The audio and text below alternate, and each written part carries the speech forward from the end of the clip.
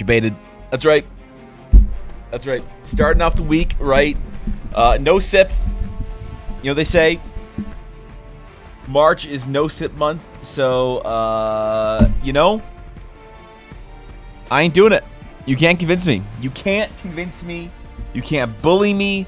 You can't cancel me into doing it. I'm not sipping all month, man. All right? That's right. Only decent, quiet sips.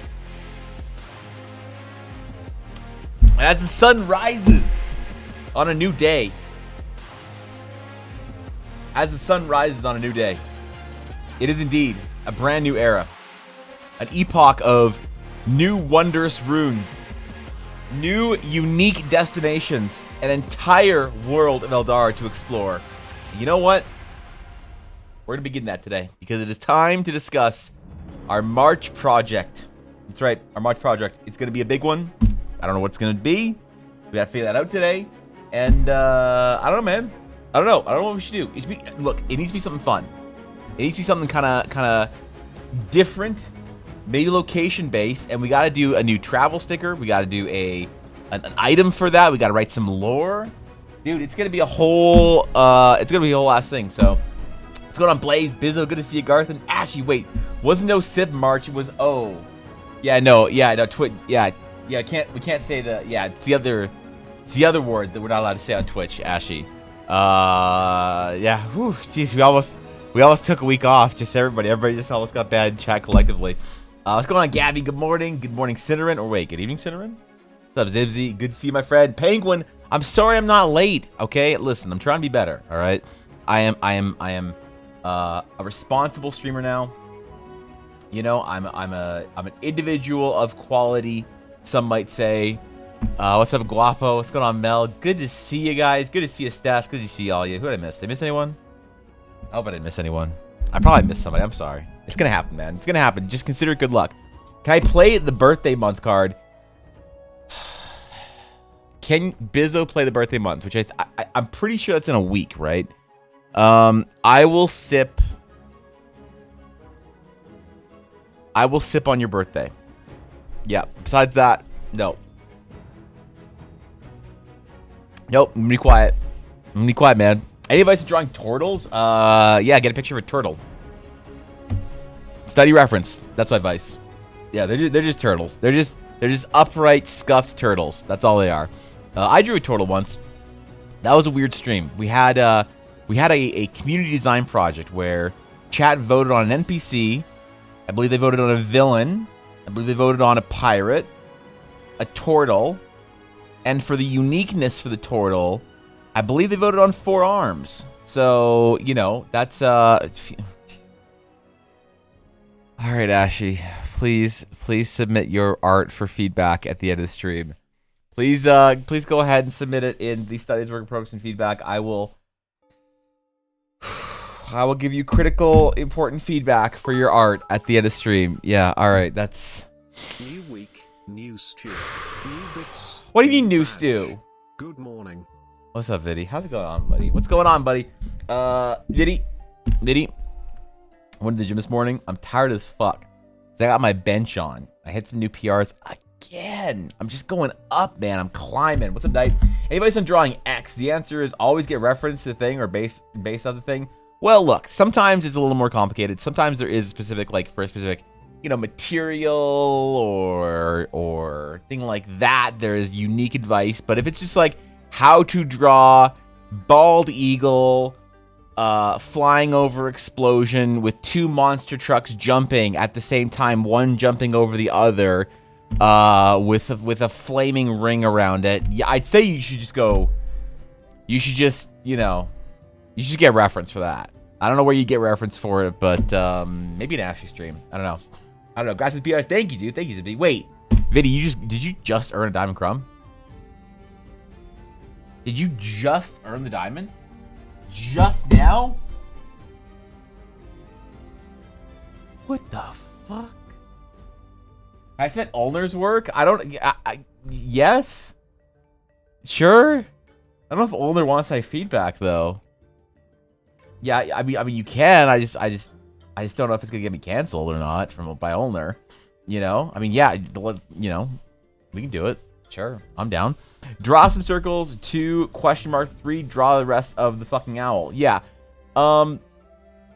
Generally, I can give feedback on step 1 and 2, but feedback on step 3 is step 1 and 3. Feedback on step 2 is usually unique to the individual. So I don't know, man. Viddy, congratulations on earning your Diamond Crumb. Crumb rewards are actually getting sent out soon. All I need is an updated list, though. So if you've got Crumb rewards that you need, send her a message. Boy, she lost her list. So she lost her list. I lost my list. Where the hell are you, Viddy? All right. A new champion, a brand new entry into the world, a new Diamond Crumb holder. Few have walked the road of the Diamond Crumb. Even fewer have not regretted it. And Viddy, as one of the few, the proud, the diamond, I wish you nothing but fortune and good memes. I wish you good memes. That's what I can only really wish for the Diamond Crumb holders. It's just good memes. That's, you know. Congratulations, there are a few that own the Diamond Crumb. You are of the very smallest of selection of people that have, for some reason, cheered that many bits in my stream. I mean, you could have done so many other things with those bits.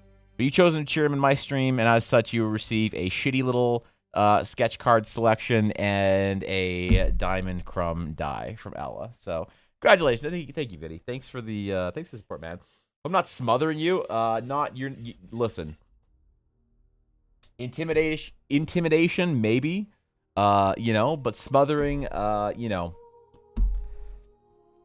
All right, maybe. It's a lot of days in a row to be at a stream. What's going on, Dot? Evan, that is Dashto's suggested warm-up sketch. A duck owl. A duck owl. That's what she do, is a duck owl. Is that like a platypus? Like a platypus, but a bird, but not a duck? That sounds like something you'd find in Australia. I don't know about that, man. Yeah, I don't know. We can do that. Where are the regrets? Shut up, Steph. All right. So, today we have a very important project. All right? We have a very important project. It is paramount to this month's success. You might be wondering, Evan, is it a Ashio Heart alternate outfit design? No. Evan, is it yet another dragon for Steph? That out of here. Evan, is it a bowl of ramen with processed cheese on top for Viddy? No. In fact, it is beyond any of those things. I don't know what we're drawing this month. I don't know. This is going to be our main project, the big thing I'm going to do at the end of the month. Show it off, whatever. And of course, you know, it's going to be my print for Patreon, which I got to make a whole bunch of those now. Jesus Christ.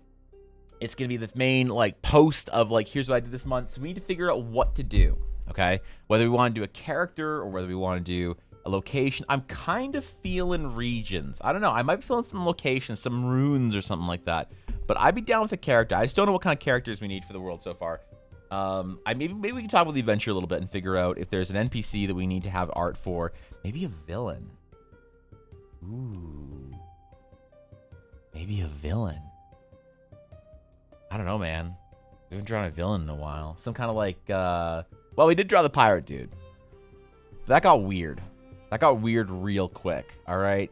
People were getting into weird places for the hot pirate man. Maybe we'll figure out a different villain if we can draw it. An angel for Blaze. I'm not drawing you a fucking angel, Blaze. All right. I'd rather just cut apart Navis and send you the shreds in the mail. Okay.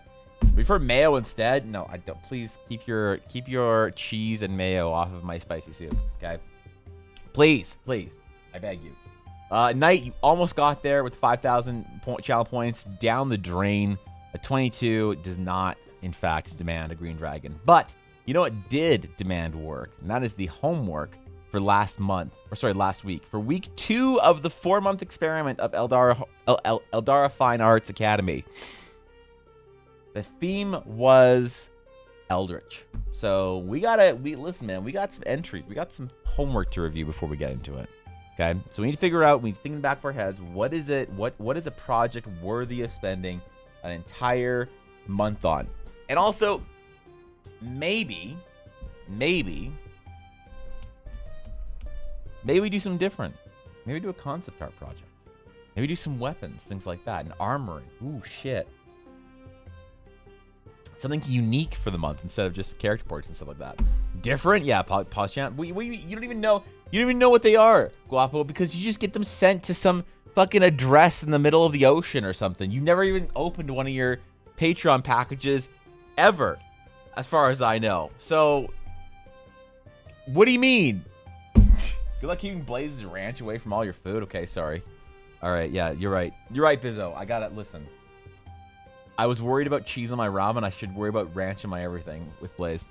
Art is there for you for the end of stream. All right. All right. We might actually do that since it was early enough. Ashy, I might do the review for that because we're doing homework review right now. So it's not like I'm... The reason why feedback at the end of stream is posted there is to give people a chance to, if they're catching the VOD, they know when. And also, it's really distracting when I'm like in the middle. I'm drawing some shit and I'm like, okay, I gotta figure out how the spike grows out of the top of the Crumb's head. Okay, and what's the anatomy and the perspective and everything going on? And someone's just like, Evan, go to Discord. Look at it in Discord. And I'm like, ah, shit. What is it, a meme? What is it, art I gotta get feedback for? But I think if it's right at the beginning of the stream, I can probably look. I can probably do it with homework, so you don't have to stay to the end of the stream, Ashley, because God knows that would be. It's hard enough for me. I can only imagine how hard it is for you. All right, homework time. Homework time. Where's our homework? Where is our homework? Eldara Academies. Let's see. The official Eldarax Academies des Box Arts. All right. Perfect Scandinavian language pronunciation right there. Don't talk guapo like that, but it's true though. A warlock villain, their patron.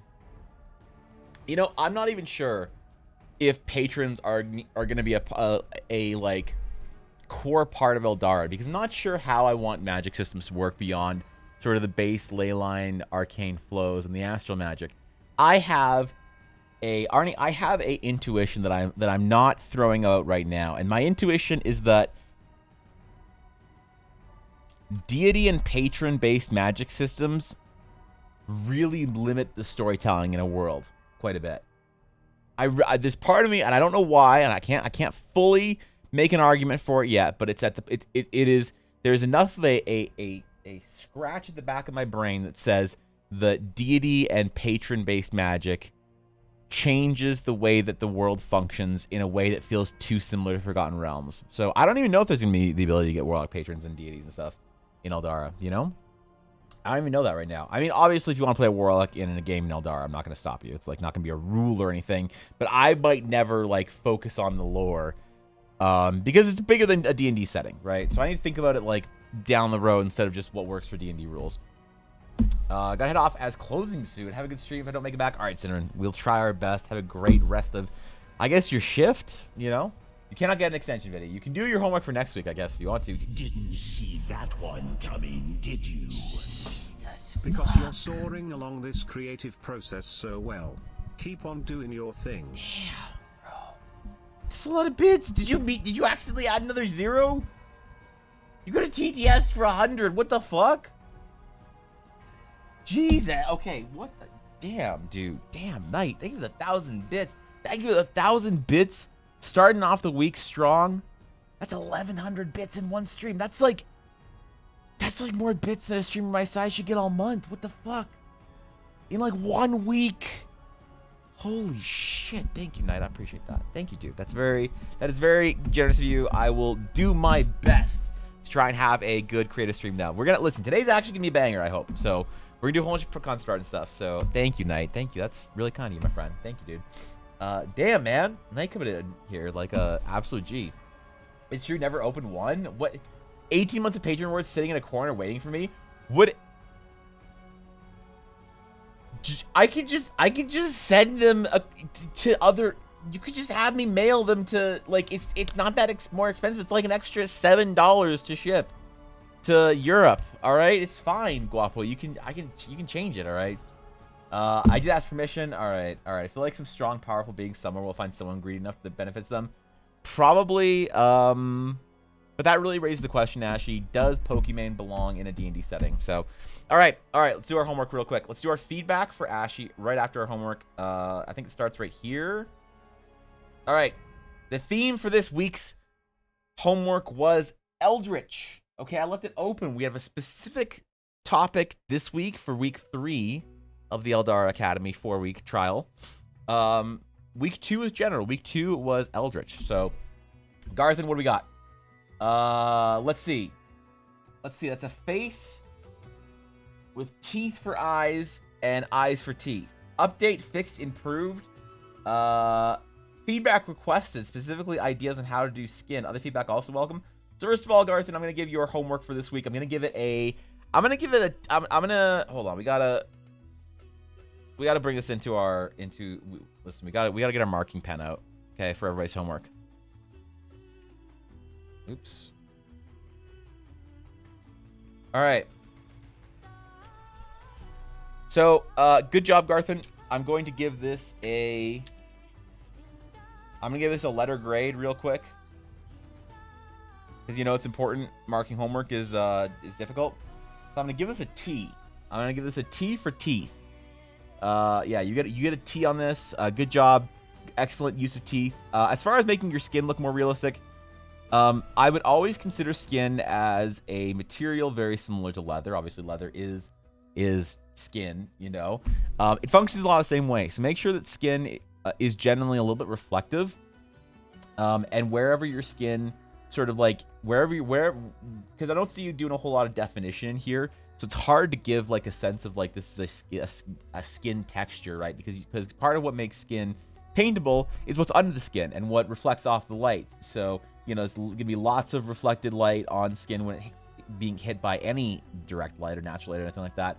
But also, depending on what is under the skin, how much fat, how close to the bone, how much muscle is going to change the color and sort of the texture in some ways of the skin. So I would first of all try and wrap your skin when you're trying to draw a character with like flesh around their skull more. Definitely use those opportunities for indentations and, you know, highlights and whatever. And past that, then really I'd say all the work for doing texture for how to draw skin, you really want to make sure your basic forms are correct first, and then you can worry about things like how to use a texture brush to sort of imply some of the kind of general textures that you'll see in healthy skin underneath, you know, in the light or whatever. But good job, Garthan. You get a T for teeth this week. Let's see. DC's next. So what we have right now is we have a skull with an eye and an eye tentacle coming out of the skull. So I'm gonna give this. This is good job, DC. I'm gonna give you on your homework. I'm gonna give you a B minus, because in Australia, so you guys don't realize this. So Australia is on the other side of the world. So DC sees everything backwards, okay, or upside down. So if you take this and you flip it upside down, it's actually a minus E1, okay, minus E1, and I believe that is what the Australian military uses the E pay scale, just like the American military structure does. And so, you know, I want to make sure that DC is getting compensated well, so that's why I gave him an E1. So yeah, you guys don't understand. I get why you don't understand. It's fine. You know, you probably don't realize that everything's reversed in Australia, but, you know, DC understands this entire thing. So I just had to explain it to you guys. But good job, DC. B minus. Thorkin says he has very little time, but here it goes for Eldritch. Thorkin, I'm going to give you, let's see. I like the design. I like the details. I like the eyes. I'm going to give you a D plus. Okay, and D for design, but I'm going to upgrade the letter grade to an SD plus for S stands for Sarlacc. Okay, so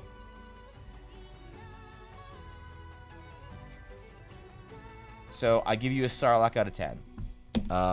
Good job, Thorkin. This is excellent. This is very eldritch. I actually do like the design on it. I like your use of space and things like that. Let's see. Who is this one from? I don't know, man. I don't know. What do you guys think? Kind of cringe, right? Kind of cringe. I could have done more, but I don't want to break you this early at night. You just have to be here, and that already makes my day. I would have not opening my Patreon rewards would greatly increase the resale value in 10 years when EVA Core merch is selling for millions. There will be there will be something very special for the May Patreon. Dash-O. The May Patreon will be something very special that you could leave sealed if you want. So, you know. E for Endrick? Looks like something from one of Ashy's cartoons. Jesus. Let me know if you have my face for reference. Oh, all right. Not quite Eldritch. It's here Johnny Kraken. Wait, here's Johnny Kraken. I mean, he's doing something, all right. Perhaps Fishy's cartoons. Let's give it a, let's see. So actually, we're going to give, I'm going to grade my own homework on this. I'm going to give myself a V+. V for, this is going to be my new VTuber. Yeah, so that's what I'm going to give this. I'm going to give it myself a V+ on this. Good job, Evan. Good job, buddy. You worked really hard on it. All right. We're getting serious now, man. We're almost done. Holy shit.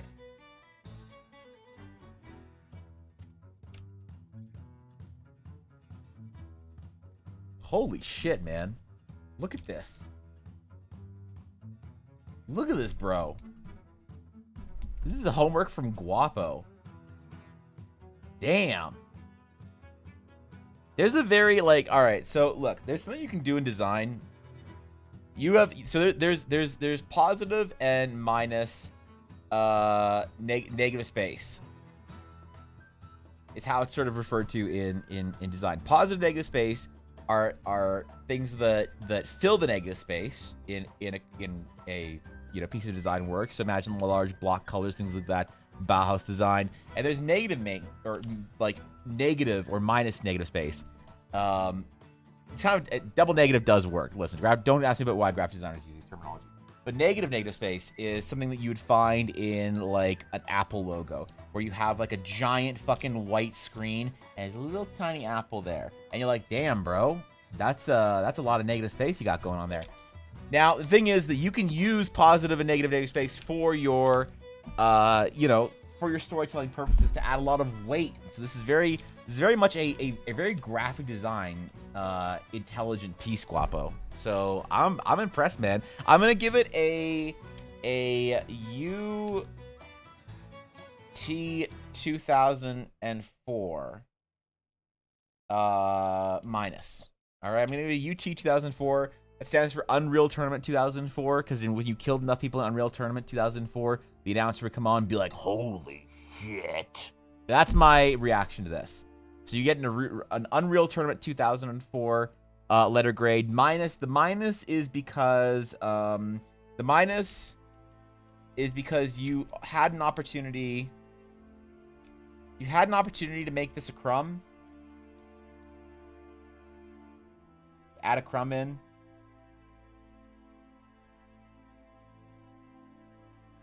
And you chose not to. So, you know, yeah, it's going to be a UT 2004. Oops. Yeah, you had an opportunity there, and you know, I want to see you be more bold and be more willing to take some leaps and enter some challenges. All right. I think second last. I'm not sure unless anyone submitted last minute. We have Venus. The Passerby. This is good. This is everything I want about Eldritch. You know, swamps, shades in the darkness, things like that. Venus did request feedback. Venus, when you are okay, here's some technical feedback that I think I'm seeing as a consistent sort of like theme in a lot of your work while you're trying to figure out your digital tools, Venus. I would strongly suggest to not paint with opacity on. All right, because when you paint with opacity, Venus, you get a lot of these sort of streaks, right? And I get what you're trying to do. You're trying to create gradients, you know, to go from your clouds down to sort of push space back in a plane. I get what you're trying to do. You're trying to like use that gradient, atmospheric, whatever, the way light carries on you know, steam and smoke and haze and things like that. You're trying to have a sense of like depth here. You know, you've got your little lily pad, swamp kind of islandy things here. You got your dudes, your whatever's coming out of the water towards the viewer. The one thing that I would say, Venus, is that I see, oh Jesus, I see this often in artists who haven't quite figured out what's going on with their tablet yet. They haven't developed a process of brushes and a workflow that they're sort of like very, very comfortable with. I see this overlap. You see these little overlaps that you get here, which aren't necessarily bad per se. It's just the way that they are displayed is kind of unintentional in a lot of paintings. And so if you're trying to create gradients, I would say to use texture to blend your gradients together instead of just trying to, you know, make these large shifts from one color to another, because when you have these brush strokes, that are these long, big brush strokes, it kind of like chops the piece up a little bit. And so the reason why I say that you should start working with no opacity is that you will be forced to consider, when you are constructing your gradient and gradients, you'll be forced to consider better how much the leap in those colors can actually be, or the shades, or whatever if you know you're working with. What can you actually do to sort of break that space up? And study a lot of sort of realistic painting to see how they form shadow shapes and how they kind of use sort of hard lines in color from when you're switching from one paint to another. Definitely, this is one of those tools that is a very digital problem, and it's one of those things that artists, if they don't train traditionally, they get stuck in digital practices. Now, since you are a traditional artist, of course, Venus first, you know how to do that. It's just you come to a digital environment, and you're like, oh, great, I can do color blending and mixing on the page. The other thing you could do if you really didn't want to change your process up too much is, and I don't recommend this for the long term, but while you're learning, if you want to use some sort of blending tool like a mixer brush or a smudge tool to sort of remove some of these hard lines, I'd say go for it, because I get what you're trying to do, you're trying to blend, but these, you know, being able to see these like sort of opacity brush strokes is it takes away from what you're trying to do with this piece. But I like the piece in general. Venus, I'm gonna give this a B+. I'm gonna give it a B+ because this kind of looks like the Millennium Falcon. All right, and you know, you could have picked a better Star Wars ship to make your, you know, lily pad things look like, but you didn't, and that's fine. I'm not gonna blame you. All right, that's why I'm still gonna give you a passing grade on your homework this week. Good job, Vias. Good job. McBluff, I see, hold up. I think only one of these is actually a new piece. I'm pretty sure it's this one. I could be wrong. There might be two new pieces in here, but I'm pretty sure this is the new piece. Rage, Aspect of Vengeance, The Broken Knight. I'm not getting too many Eldritch vibes. There's no extra eyes, no extra tentacles, but I do enjoy the skull mask, so I'm gonna give this a P for a P+. P for Punisher. So good job, Bluff. Good job. I like it. I also like the other pieces, but we've already talked about those. Literally made this in 10 minutes because I forgot homework. Let's go. All right, let's see. This is the last one for the week. The last homework of the week is from Eiley.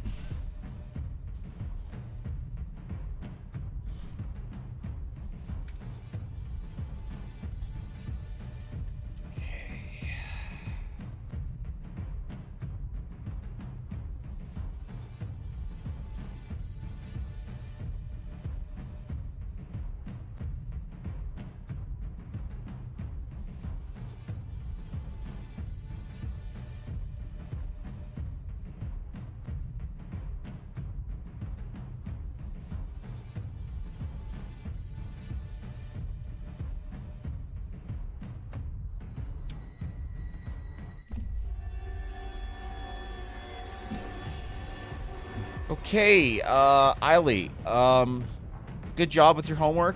You get a Monka W out of 10 on this. Yeah, you get a Monka on that. You know what? Because it's Eldritch, I'm gonna give Monka an extra I. There you go. All right, good job, Eiley. Good job with your with your homework. You get a Monka W out of 10. So congratulations, Eiley. Yo, Owl Koi, thank you for the follow. Welcome. Good to have you. All right, good job, everybody. Didn't see that one coming, did you? No, For being Jesus. such a Pogger's mentor and helping people grow their own abilities through awesome positive reinforcement and advice. I didn't do shit. I just memed for the last 20 minutes. What do you mean? What do you mean, dude? Holy shit. Thank you for the 1,000 bits. The 2,000 bits today. What the fucks? Fuck. Thank you. I appreciate it. That is very kind of you. Thank you. Thank you, Knight. You have to do that. Come on, dude. God damn. All right. Holy shit. Thank you. I appreciate that. Good job, everybody. We're gonna try something a little different this week. Before I get into Ashley's piece real quick, we're gonna try something different. We are going to do a different style of homework assignment for this week. We're going to do a different style of homework assignment. We're going to be a little more ambitious. Okay? This, week 2 is over. Thank you, everyone, for your excellent homework.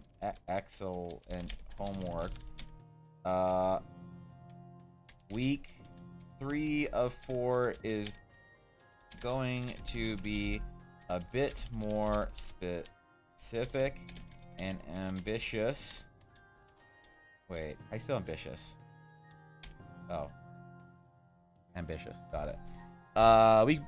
Ambition. The theme for the project is sketch your player characters. Or if you speak deviant art and defiant, Jesus,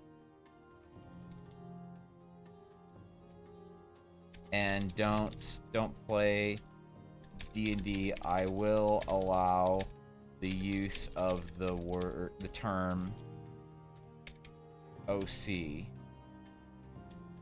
as well, but you know that it does it, or you know that it. Ah, fuck! I'm not gonna dunk on them. I'm not gonna dunk on them this time. I'm not gonna dunk on them in homework. All right, please submit your sketches of your PC this week. And I'm gonna draw Endrick. All right, I'm gonna do it. Where you don't have PCs as a DM? I believe in you. All right, studies, work in progress, and feedback. Okay.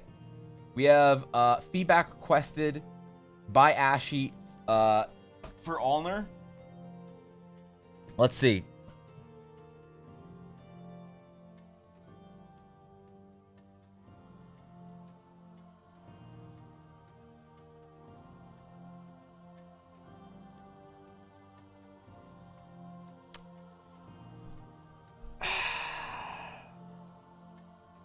Does this really represent how fucking jacked Ulner is? You know, is this really like,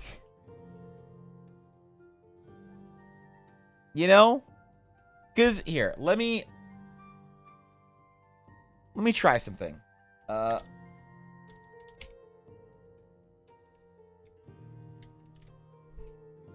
Let's see. Let me search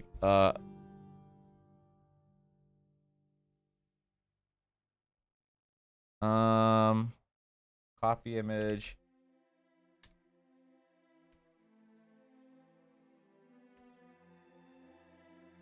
Okay.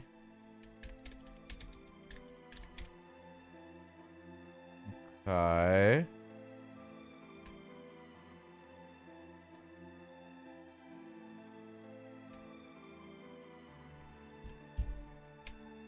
Okay.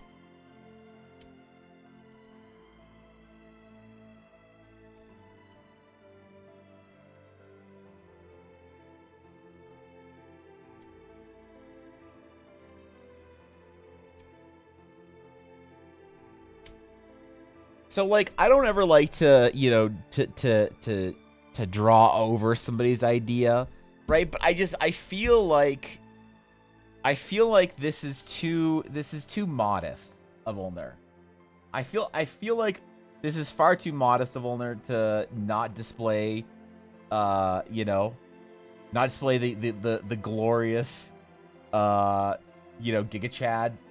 But look, if Ulner's gonna be a little modest, that's fine. I understand it.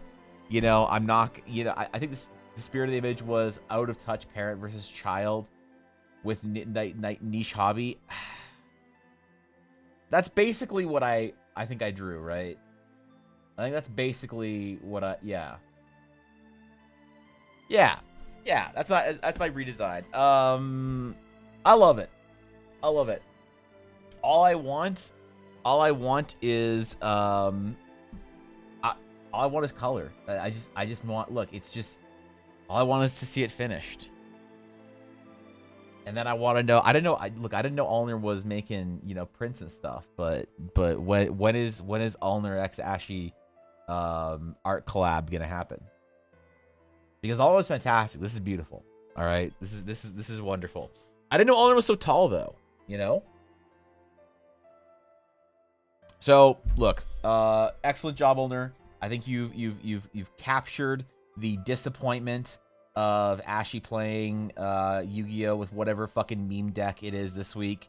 I think you've captured Ashy's just goblin energy for whatever. I'm gonna make sure to link the VOD. She's off the groceries. Jesus. Okay. All right. Relax. Please. Yeah. Mods, delete the VOD. Just delete the VODs. Kill the clips. The whatever. All there's beautiful. You of course do amazing work, and I love it. We're not grading. This is not a homework assignment, so I'm not going to give it a grade. But if I was going to give it a letter grade, I would give it an Ashio sugar out of 10. So that's what I'd give it. Yeah. Just fan art of us? Really? Is this a thing that I've missed? Twitter Ulner.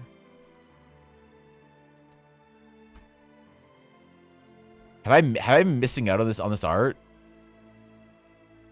Follow. Wait, did Ulner draw this actually? Happy early platonic besties, cottage core by the Riverside roommate homies that kiss each other goodnight day. That's specific. Ulner actually drew this? Yo, I didn't know that. Ulner's fantastic, man. Ulner's a Giga Chat. Oh yeah, the signature there. Shit, dude. I'm impressed. God, Ulner's so cool. What the fuck? All is real, just memes going around. Oh yeah, okay, right. Forgot. Yeah, thanks, Griffin. Is that from the YouTuber who's critical on video games? No, this is from the PC brand Glorious. Yeah, it's from an old meme, So, Cross the Streams, thank you for the 10 months. Thank you for the sub, dude. I appreciate it. Thank you. What the fuck? Welcome. Good to see you. Appreciate it. There's another one too, not pinned. Let me know. Wait, let me post it real quick. Yeah, please do.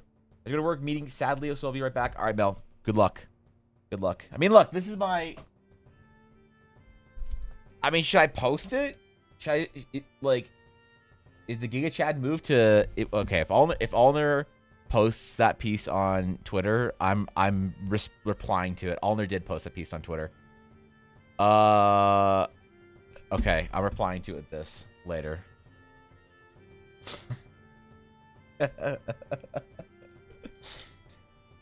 Post as a reply. Okay, fine. I'll do it now. Fuck it. Okay. Fuck it. I'll do it now. Hold on. Give me a second. Let me just cut it out. I don't want to do all this shit. Then I have to... Okay, whatever.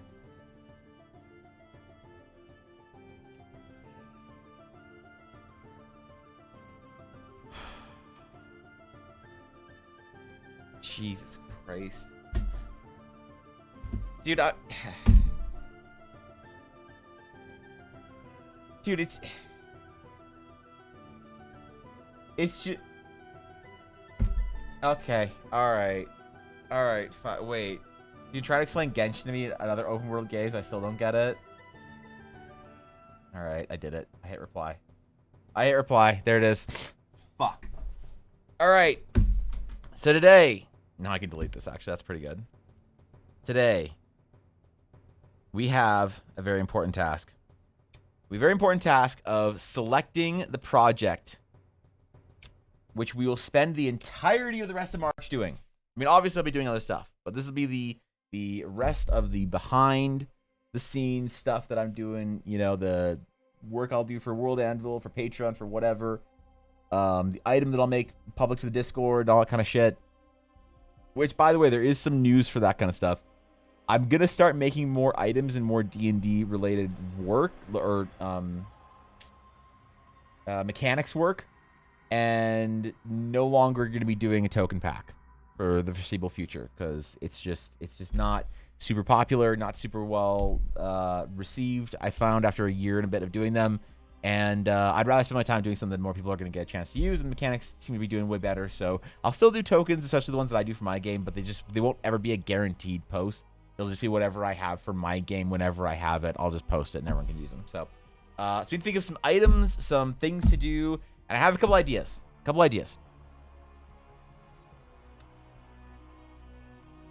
The vibe I want to go for this month is either going to be one of two main concepts here. Either runes for the Astral Sages, jungle, deep hidden runes, maybe some ancient Astral Sage items, or we can do another character for Horizon. But I feel like the characters are kind of overdone. I feel like I've been doing a lot of characters recently, and I kind of want to focus on something more conceptual, world building, as opposed to character storytelling. So I kind of want to do the Astral Sage runes, unless somebody has a great idea as to what we can do character-wise for Astral Sages. I think I want to do the runes. I think I want to draw something. I want to take people on adventure and maybe do like a mini dungeon type thing, and post with the art some kind of like very small, short, like encounter-based adventure. Not an entire adventure, but I was thinking about the value of what if I were to create a series of events instead of adventures for now, like events that I can add sort of every week, things that would have stats and loot and maybe a small, you know, hand-drawn map or whatever of the area, more theater of the mind. Because one of the things that I ran into was a problem where I sort of found myself worried that if I didn't have like maps and material for every single type of player and every single play style and every single game style, that I couldn't post it.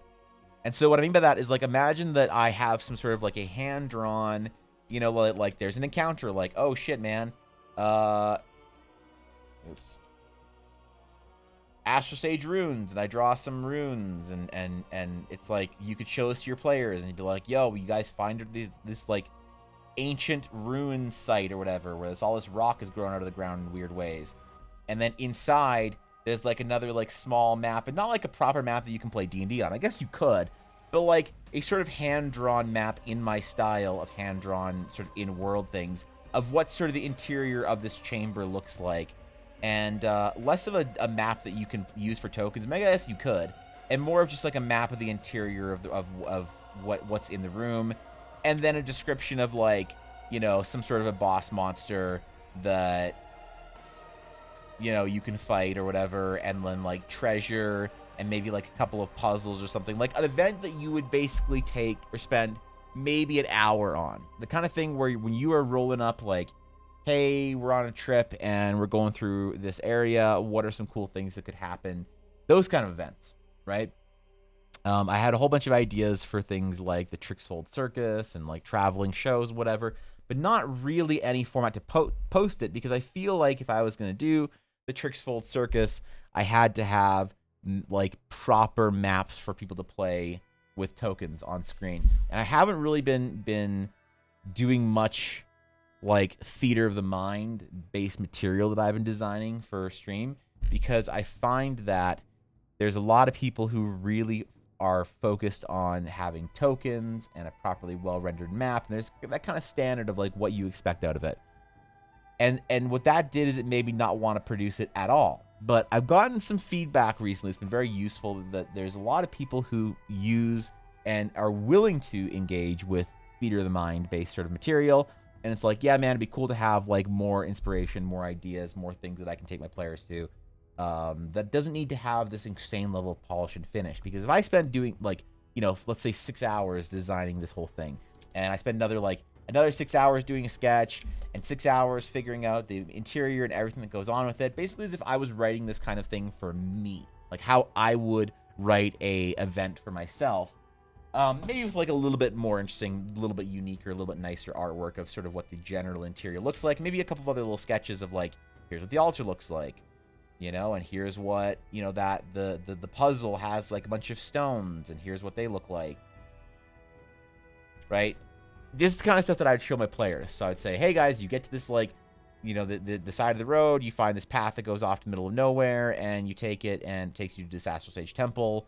Okay, cool. Players want to go inside. Great. I might work them through some corridors, some chambers, some whatever, until they reach sort of this area, which I might or might not have this sketch for. But at the very least, I'd have, like, these sort of concept sketches, which are more on the level of, like, these kind of things that I've been doing. And I wonder if that's sort of maybe more of the kind of thing that I should be building for my monthly kind of drops for, like, D&D editions people can use for their world. Because this is more Eldara focused, for one. And two, I feel like more people could use this. Because it seems like with tokens, there's a lot of people that prefer a specific type of token and don't really want to use, you know, the type of token that I make for things that aren't, like, bosses or whatever. Which, they work for bosses. They work great for bosses. When it's one giant token in the center of the room, that's fine. But when it's things like pirates or bandits or goblins or smaller creatures, I find that people prefer, for some reason, people prefer the tokens that have the little portraits in them, instead of the tokens that, like, I make that, you know, look like little goblins or whatever from top down. Because I prefer this style greatly, because it gives me a sense of we're playing, like, with minis. But I find that a lot of people much prefer to use these, and I don't know why yet. I don't know why people prefer the portrait tokens. To me, they seem like they absolutely suck. So I'm not really interested in producing them, because that was a discussion for a little while of, like, hey, Evan, why don't you just start making these tokens, little portraits of things?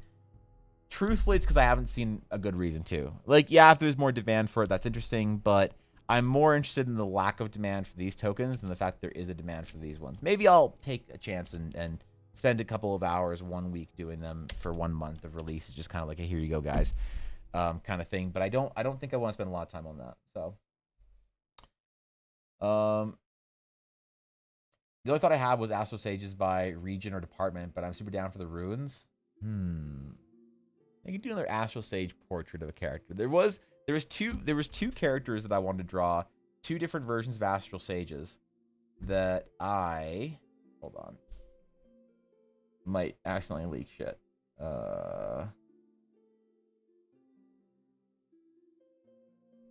No. No biggie. Okay, cool. That would have been fine. I did have a duo of Astral Sages that when I was first drawing. Oh, it was a turtle. Hog. When I was first drawing character speedier portraits. There we go. I wanted to show off sort of two different variations of Astral Sages. One that was more on the monk kind of side, and the other is the more on the wizard academic side. Because I want people to be able to choose their adventure as an Astral Sage, so to speak. You know, you can be more of the, like, how do you interact with the Astral Aura? Are you someone who studies it and you use Astral Sage equipment and tools and focusing whatever to create some sort of a bond with the, you know, with the various magic focal equipment you have and the Astral Aura to then cast your magic? Or do you do more of the kind of like the monk style where you become kind of the focus, the tool used for the Astral Sage magics that you have? It really, either way you use an Astral Atlas or something along those lines, but it's more of the academic wizard type versus the kind of charisma caster monk type. And so with that, maybe we could finish the other portrait and then include both of these with that. That's kind of our like whole month-long project, you know? What did I miss last week? What did you miss last week? What did we do last week? We did a dragon. We did some NPC design. I worked on some commissions on stream. Honestly, I have no idea what you missed last week. Probably wasn't that important. I like the portrait tokens because it gives a little more art detail, but primarily they're easier to store and pull out. The portrait tokens? Wait, what? How? Hold on. So why do you think it gives more artistic detail? Like, why? What about the portrait token do you find that you're like, yep, this gives me more? Because when I'm talking about tokens, like this is the kind of tokens that I do. You know. Where's our? Right? Like this is the kind of shit that I like. So I like to have the tokens as like top-down minis. So I feel like a portrait token is even less of the sort of the art descriptiveness than these to me. And then you can do cool stuff with these tokens. Like you can do cool, you know, 2 square tall tokens. Or 8 square tall tokens if you want. Or whatever. You know, you can do more spell effects, and you can have your tokens show off, I think, more what the actual enemy or the threat is. Maybe it doesn't work on some tabletops where you can't zoom in a little bit, but I find this to be way more descriptive for art. So what is about the portraits that is better, do you think? Because I'm just telling you the way I feel about it. I'm willing to hear the other opinions here because I'm legitimately curious. I think your idea for monthly locations, dungeons, encounters is a great one for what it's worth. And I appreciate that. Yeah. We did Moth People. Oh, yeah. I forgot that. We did Moth People, too. I draw more top-down Zelda style than top-down as you see the face and personality, but also give full... I memed. Yes. I left. What? I'm confused. Hi, everyone. Wait. Bye, everyone. Wait, DC, you're just gone? You just jump in here and meme for TTS, then you're just gone? What the fuck? Like a shade into the night. The misty step in, the shadow step out. What the fuck? All right, I appreciate the 100 bits, DC. Damn, bro. Didn't have to just dump that and dash. What the fuck? Thank you, dude. Appreciate it. Portrait tokens can be a variety of styles, 5e fantasy, anime, etc. I definitely prefer top-down tokens, especially for epic monsters and whatnot. So for big monsters, I think maybe it is easier because what I sometimes see if people have like a map. They might use one of my tokens for the big boss or whatever. So they might use a dragon token for the big boss. And they'll have little portrait tokens everywhere around the map. Their little mage faces, and the little dumb anime avatars and shit with the dumb little spiky anime hair. You know? I guess if I was to make a case as to why portrait tokens are better, I'd say it's because the way VTTs work, or the way groups work, when you have a token that is like a top-down token,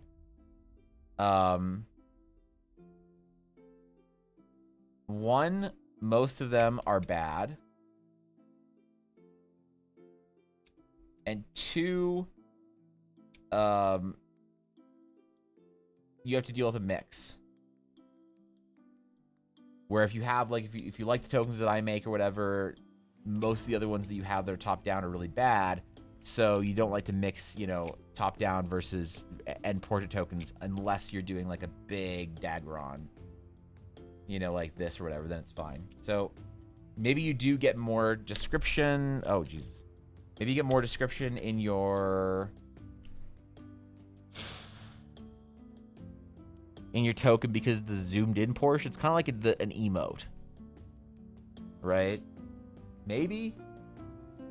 Gus is amazed me every time I see it. Damn it, Lizzie. Thank you. Coming from you, that means a lot. I appreciate it. You honor me. All right. Likewise, your art inspires me as well. I think some people prefer portraits for characters because it shows more of what your character's face looks like. I like the tokens. I don't care if they're top-down portrait coins or whatever. Interesting. And so is there something about having your character's portrait on the screen as a representative of their character, whereby you don't have like the portrait of your character,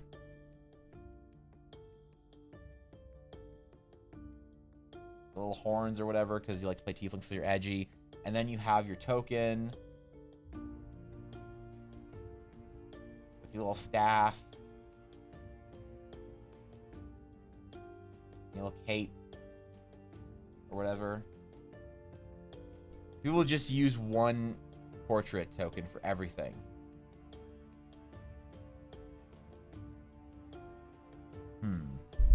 But I wonder why. Top down shows facing direction better than portrait. I agree. That's one of the reasons why I prefer it, you know. But like, look, I can't argue with like download numbers and things like that. People just aren't super interested in the tokens that I make, and that could be for a lot of reasons. That could also be like, all right, Evan, like, you know, have you really tried to market them? Have you really tried to whatever? It's like, okay, no, not really. It's just a the tokens I make are supposed to be like a bonus thing for people, so that when you pay a sub every single month, you feel like you're getting something, not just supporting me, right? That you like, oh, it's like, you know, I'm getting something cool like every month or whatever. So it's not supposed to be anything massive, but I do still recognize that if there's like so few people actually interacting with that stuff, that work, I guess, then what's the kind of the point in spending a lot of hours every single month doing it, right? I appreciate it, Blaze. Portraits show emotion and personality better, but that's what I'm saying. Like, wouldn't you just also have a character portrait as well? Creature is larger. I love using top down, but for small creatures, I probably use a circle. Yeah, it seems to be. So I could do boss monster tokens occasionally. I'm fine with that. It just wouldn't be a guaranteed monthly release, but that'd be fun actually. First I top down for baddies. Okay.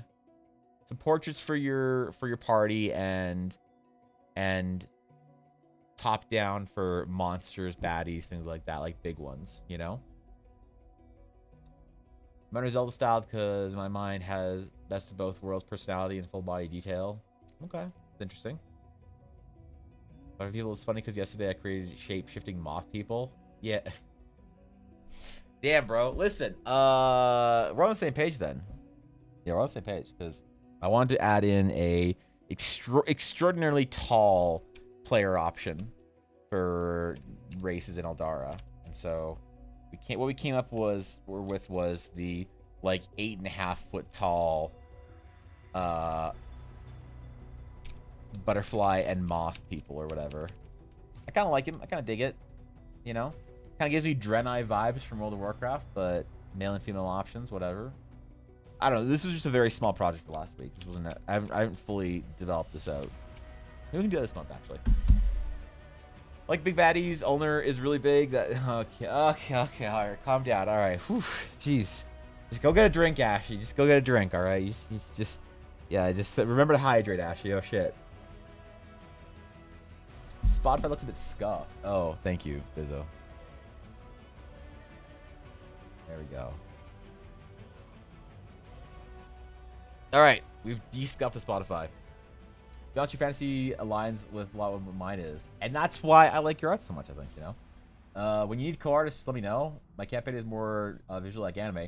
Honestly, at some point in time, I will need artists, because if I am to grow this project the way I want, at a certain point in time, I will desperately need artists that are willing to and excited about creating new shit to like join, like help me out in building the world. Like there's no shot that I'm gonna be able to do everything on my own. I have to do everything on my own for now because I haven't like released a big Kickstarter or like, you know, created a campaign guide or whatever. Everything needs to be mine right now. But I like sooner than I think people think. I will need to find and hire great artists that are, I don't know, that are willing to do cool shit. So yeah, I'll keep that in mind. Some people say like shit like that, and it's like, okay, you know, we'll see if Evan remembers. But I am actually taking like mental inventory of people that I really like and would love to work with, and you're definitely on that list. It's just kind of cringy to be like, oh yeah, you want to help me do this thing at some point in time, and it's like a year and a half later, it's like, oh shit, I forgot Evan was doing that thing. Maybe instead of a character, culture, outfits, or different one or one culture, that'd be kind of interesting actually. Do culture stuff. I could do like, oh, it'd be kind of fun to do Astral Sage stuff. Ooh. Love to talk to you on your world someday. I'm such a nerd for a world building. I'd be honored. Are you gonna do a Kickstarter? Eventually, PS. Yeah, like so the way that I'm formatting everything is every time I do something for Eldara, I reinvest it so that I can do something bigger. Right? And so, you know, it starts off with I stream for a little while here and there, and then as my streaming picks up and I can go closer and closer to full time, then I can build more stuff for Eldara. And then I don't have to do at some point in time, I stopped having to take design contracts and projects because I could do Yuna. The fuck? Why are you here? I thought you left. What? Why is? Hold on. Hold that thought briefly. Yuna, hello. Hello. Good morning. Good mornings. Oh, girl. I thought you guys were leaving for a while. You're trying? Oh, did you just take her out for walkies or no? You've been trying to leave this entire time. Oh, I see. Good girl.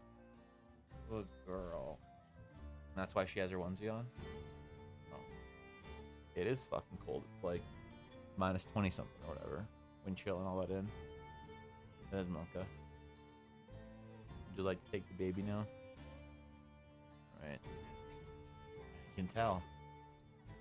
Please have the baby. Alright. See you later. Me too. So yeah, so let's, you know, as I started streaming and doing stuff and whatever, I stopped being take design contracts and whatever, and I moved to being able to do commissions and streaming, and that's cool. And then as I started my Patreon and my streaming was growing, then I started being able to go full time with that, and I stopped needing to take as many commissions from people, and I could spend more time on Eldara. And so it's like every time I sort of like find any sort of success in a project, I reinvest that into the ability to build out Eldara more. And so as I am, you know, running a amazing Patreon that is a substantial portion of my monthly income, you know, it's time spent just building Eldara that I don't have to do then as many commissions and whatever for, and I can build out more and more of the content. So eventually I can make some sort of a world guide and art book for playing D&D 5e and Pathfinder 2nd edition in Eldara. And it's like, great. So what do? You do a big Kickstarter or whatever, or a small Kickstarter, who knows? And you have that on your lap now, and you can build and print and whatever this campaign guide. Okay, what do you do with the surplus then? Well, at that point in time, it's like, well, now I'd want to like bring in another artist or someone to do some stuff for the world. Like, it'd be amazing to do like some sort of a graphic novel or linear story, whether it's a short stories, novels, or a graphic novel or something along those lines. And then it's like, well, that does well. Okay, then what do we do after that? Well, maybe a bigger Kickstarter for like another area in Eldara. Okay, great. And then what do you do after that? Well, then it'd be cool to like work with a small video game studio, make some kind of like a cool little indie game condensed story within Eldara. And then when that does well, then, you know, and you just kind of like keep moving up and moving up and moving up, ideally, like the project, and reinvesting. It's kind of like how Mr. Beast just reinvests all the money he makes into like a bigger video. I feel the same way about any kind of creative project. And so as I'm slowly moving forward and whatnot, I'm spending more and more time building, you know, stuff in Eldara. So there will come a point in time where, yeah, where if everything works out in my life, where I could make something really cool, like a big video game or a big movie or something like that with Eldara. And in between now and then, I definitely need to do things like Kickstarters and work with other artists and graphic novels and things like that. But right now, I'm basically at the point where I am planning the first Kickstarter loosely, because I feel like most of the content needs to be finished for the book. I don't want to be one of those people that kickstarts something and says, hey guys, I want to develop this project. Who wants to kickstart it? And then I'll develop it for a year and a half and then I'll like launch it. I basically want to say, use Kickstarter as like, hey, I want to print this. The project's like basically almost done.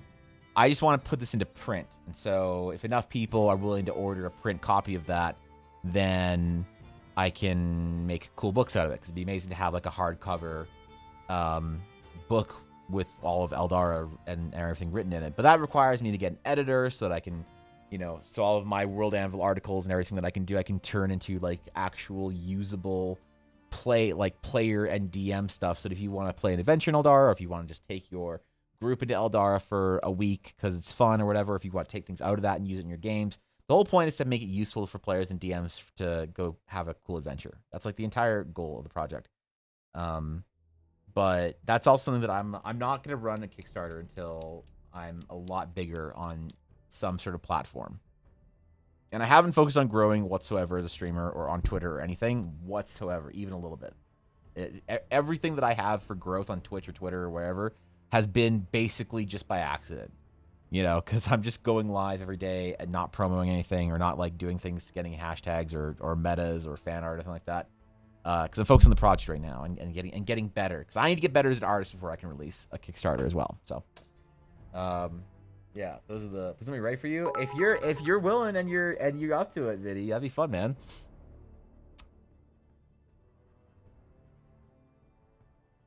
Where's the TTS? Where's the TT? Okay. Thank you, Aduria. Thank you for the 100 bits. I appreciate it, man. Thank you, bro. Even though there's no TTS. Fuck. Okay. Not a lot of people came. Oh, we can only shapeshift when not under direct sunlight, which is a fun twist. That's kind of interesting. It's a cool way of handling it. I'm guessing that's how you handle like the wings and stuff, right? Well, you made him so tall. I love your take as well. I wanted to go for. I decided I needed a tall race, so I don't know. We haven't really developed about it a lot, but we're calling them tentatively for now the Mithara. So we'll see. I don't know what kind of stats to give them either. I have no rules for them yet or anything. You know, I'd love to help you if by one thing it's too much see that one creativity. coming, did you? I appreciate that, Liz. Dude, what the hell? Wait. Okay. What? Dude. Resamso, thank you for the 1,000 bits. What? But what? But why? I'm so confused. Holy shit. Thank you, dude. Thank you. What the fuck? I appreciate it. Thank you for the 1,000 bits. That's a lot of bits, dude.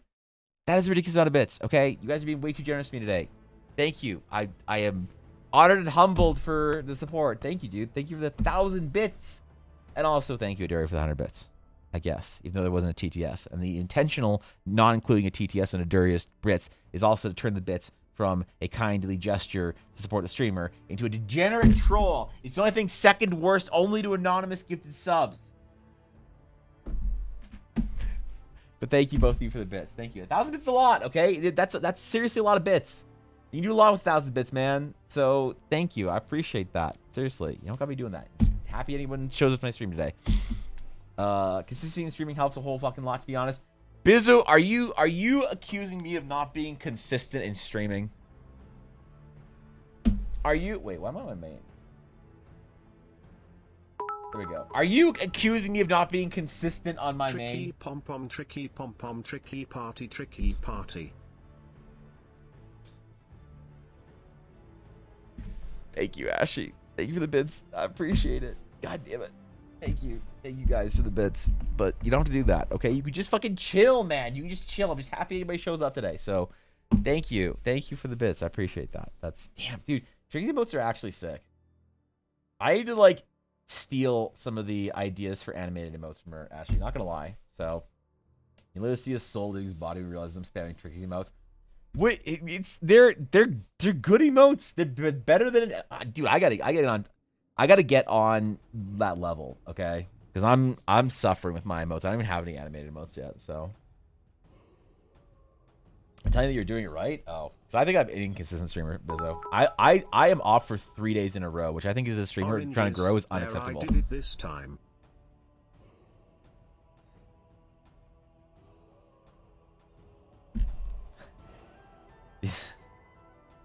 Is the fruit meta beginning?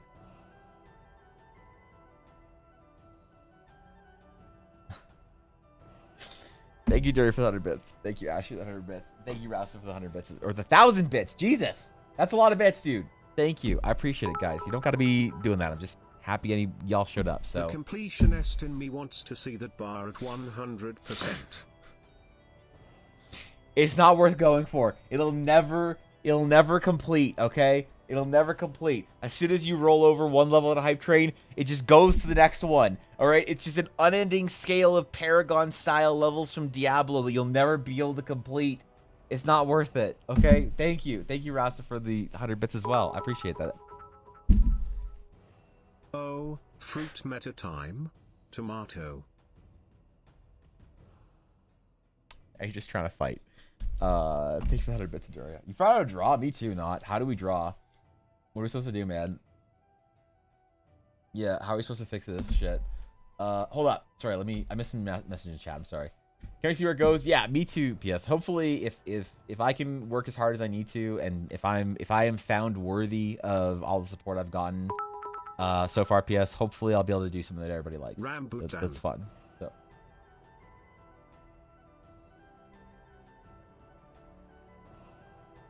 Rambutan. You could have just said lychee. You could have just said lychee. You didn't have to be. You didn't have to pretend to be so cool. All right. You could have literally just said the word lychee. All right. Thank you, 100 bits, Viddy. I appreciate it. No joke stream inspires me to do art when I've been burnt out lately. Every time I see your art on Twitter, I'm like, this man's art is extremely underappreciated. So yeah, thanks for having us on the journey of building your world. Super cool to see, dude. I appreciate that, Lynn. That's amazingly powerful to hear. So thank you, dude. Rambutans have spikies. Wait, they're different? Jesus fuck. Rambutan versus lychee versus longan. Wait, what the fuck?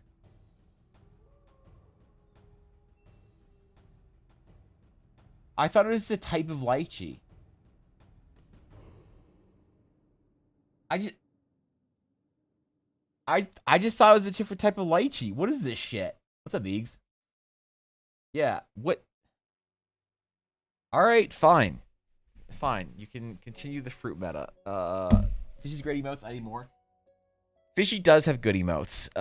Everyone seems to have good emotes but me, Ashley. Even you have banger emotes. So I gotta get on point. Because I feel bad for everyone who's subbed and doesn't have full emotes from me. Because I think... Thank you, Viddy, for the 100 bits. Thank you. Thank you, buddy. I appreciate it. That's very kind of you. Yep. Community. Where are emotes under? Content? Remind me later. I don't want to guest star. Viewer rewards, emotes. So like I have 5 slots for follower emotes. I have 2 slots for regular emotes, and I'm redoing the hey, the okay, and the cry. I redid the heart because the old heart looks like ass. Chat's kinda fruity today. I'll show you the. Wait, same name? I can't. Oh, it's the same name. That's why I have to do. Okay, fuck that shit. Fuck that shit, man. Thank you, Bizzo, for the HUD. Bizzo, why did you get the ability to cheer bits? I feel like this is bad for the TTS metas. Thank you, 100 bits. I appreciate it. Thank you, Viddy. Thank you, Bizzo. Thank you, Duria. I appreciate you guys. You're being way too generous. I don't deserve it, man. Fuck. Yeah, especially because I don't even have my emote slots full. And I have 0 animated emotes. I need to redo my tier 2 emote, and I need an actual tier 3 emote. Because I realized something. I've realized that I have a lot of tier 3 subs. More than the average streamer for some stupid reason. So I need to actually put something there that's useful for tier 2 and tier 3. So I got 5, 6, 10, 12, 13, 14, 15, 16, 17. I have 17 emotes that I need to draw. I have 17 emotes that I need to draw, man. And that's only on this channel. On Ella's channel, I have like 20 I need to draw for her. I have to draw like 40 emotes. What the fuck? I don't want to draw 40 emotes. Thank God all the bits ones are just the same variation of the stupid crumb. Except for Pog. Pog's kind of Pog, not gonna lie.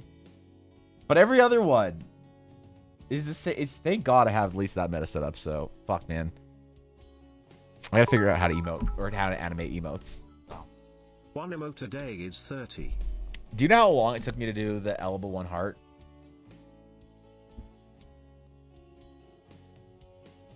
Do you know how long? Wait, where's Twitch? There we go. Emotes. Emote. Ooh, wait, hold up. I don't want to leak any of Ella's emotes. Yeah. Okay. Good. Whew. Sheesh. Do you know how long it took me to redo the heart emote from the old heart emote? Wait, where's the old heart emote? Who cares? Do you know how long it took me to do? All right. This shit took me like 2 hours to get it right. From start to finish, this shit was like 2 hours. This was also like maybe like 1.5 hours. Okay? To do an updated emote that's like less shitty than the old ones. Dude, this is like 60 hours, 60 to 80 hours of effort to redo all my emotes. To redo this dog shit, this dog shit, this dog shit, this dog shit. This is perfect. You know? Like, it's gonna be a whole thing. So I can't just, you know. I missed so much chat today. I'm so sorry. Migs, did I say hi to you? I hope I did. Fuck. What's up with needing emotes? I have 1 from the Great Thorkin and 2 crappy ones. I have all the slots unlocked. Dude, I've had all the slots for I don't even know how long. Just sitting there dead. Can my people fly? I think so. I think I like the idea of them being able to fly, but I don't know how it works mechanically in game. And I think there was sort of an idea that I liked the most was that they would basically have small wings until they hit a certain age. And when they hit a certain age, then they kind of grew their full wings. And their full wings would have to be fucking huge to like actually allow them to fly. But maybe they're just magically enchanted wings naturally, and who cares? We'll just let them fly straight away off the bat. And if anyone complains about it because it's overpowered in their D&D campaign, then they don't have to use it. That's the way I kind of want to take it, I guess. You know, the direction I feel most comfortable in. Or more extreme racial variants, a smaller pod of races to choose from, but with more impactful sub-choices. Do you mean like among the moth people, you could have like butterfly people, dragonfly people, moth people, that kind of thing, or what? Perhaps their wings will grow under moonlight. That's an interesting idea. What's up, Nix? That'd be cool. Honestly, I'd like to do something like that, Ashy. That's just a matter of time, I guess. Time in creating the different sort of like variants, time in creating the initial one. This is why, dude, I have so much art I need to make. So much I need to do for Eldara. So much that I can do. And I just don't have any time to, like, I work so many hours a day and I still feel like I'm just not able to keep up with all the ideas and all the cool shit that I want to do. Fuck. How's it going, my friend? Oda, I have a D&D dude. question. Okay. How would you go about DMing a blind player character? I've been trying to wrap my head around it.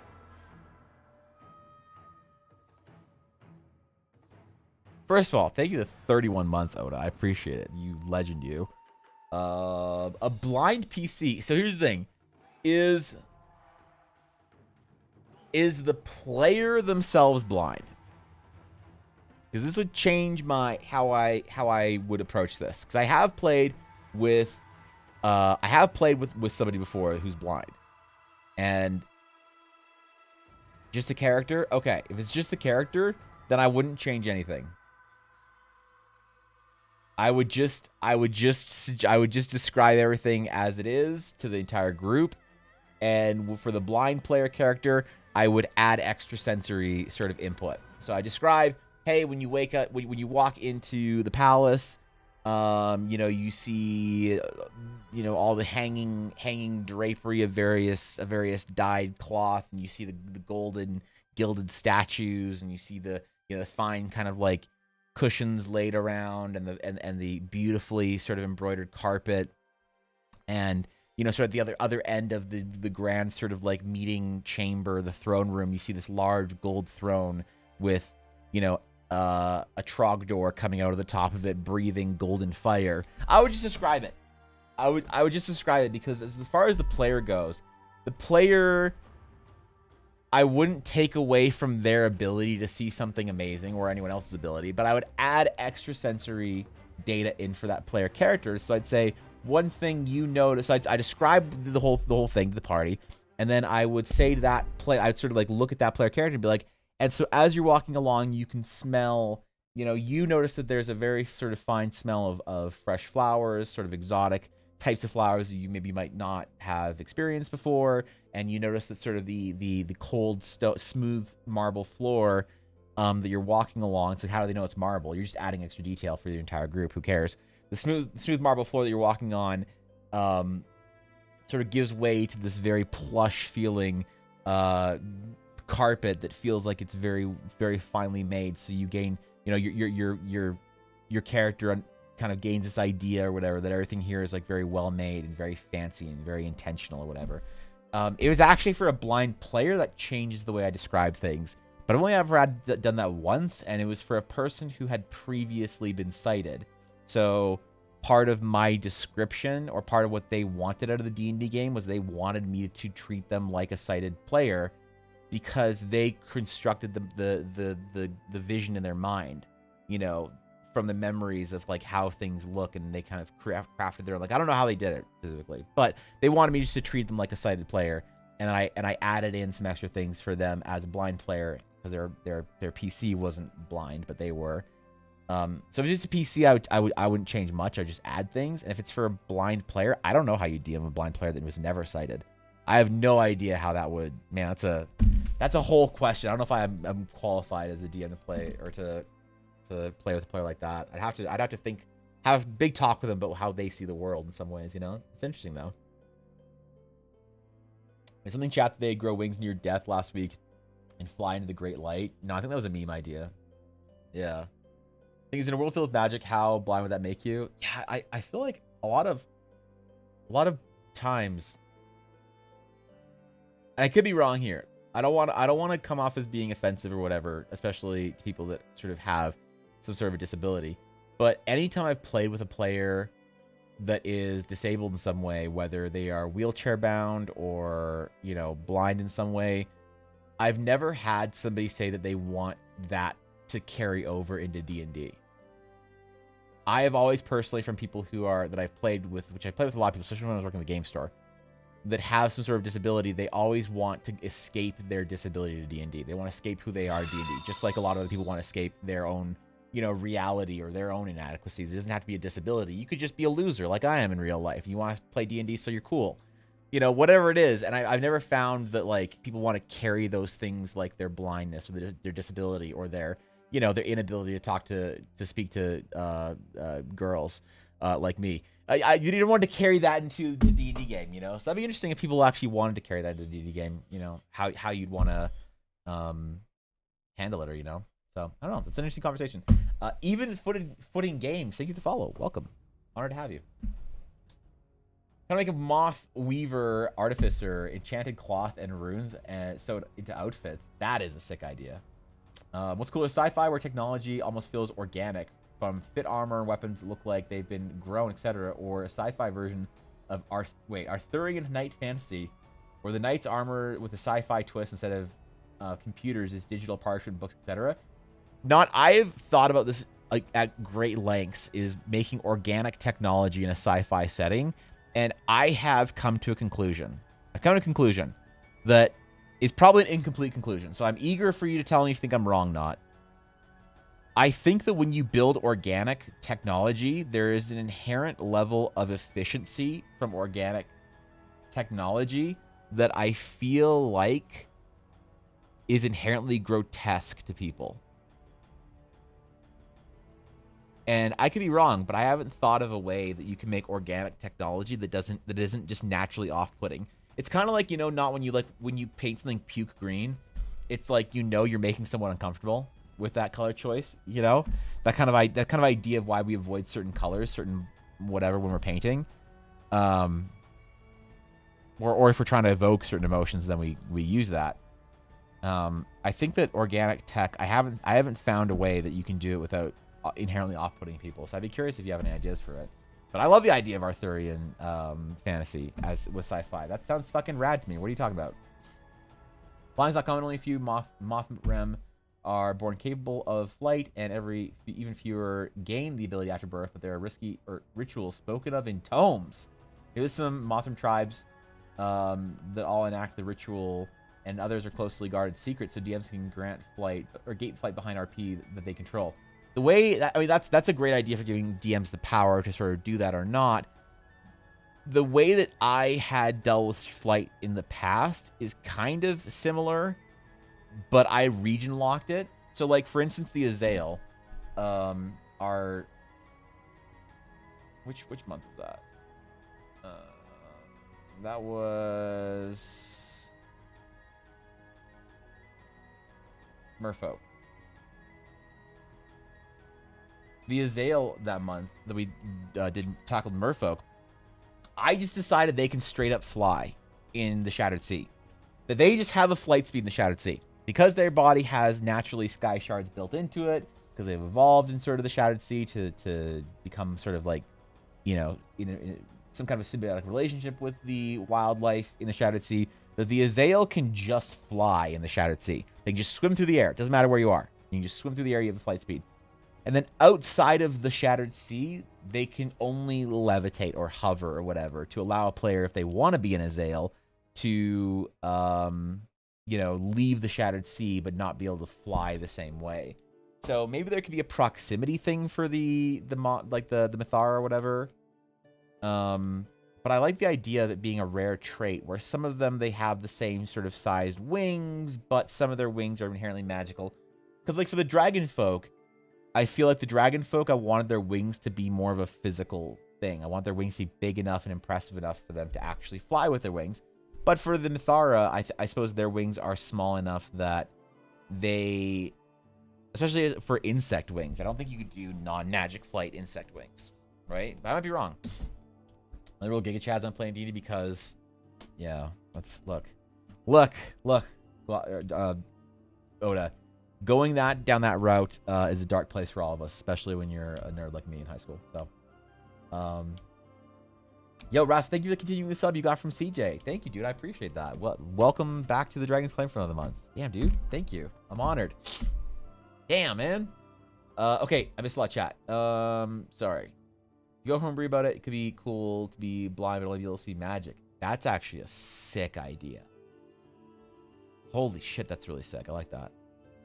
Oh, to be a Giga Chad IRL isn't a disability, so Giga Chad's like, you don't need to go away from that. It's true. It's true. He's a literal blacksmith expert chef, Giga Chad dad, wood chopping, mountaineering, California boy. The endless space games have a good twist on those ideas. There's a spacer race called the Vaulters that are like space Vikings, and there's a race to treat people that are space capable by growing the ships. So if you use organic stuff that looks more plant-based, maybe that is the way. The one, if I was to say there's one way to do organic-based technology, I would say going the plant route is the way to go. Because otherwise, you just end up with the Zerg. I feel like I said, there's a biological efficiency that develops where everyone's just like carapaced like a crab with spikes and shit. I get what you mean, but you went to organic meaning muscles and organs. Am I wrong? What is a pistol? Feels like a semi-transparent butterfly wing, or a suit of armor that looks like it's metallic ivy covers the body. But yeah, I did like the idea of the Arthurian sci-fi.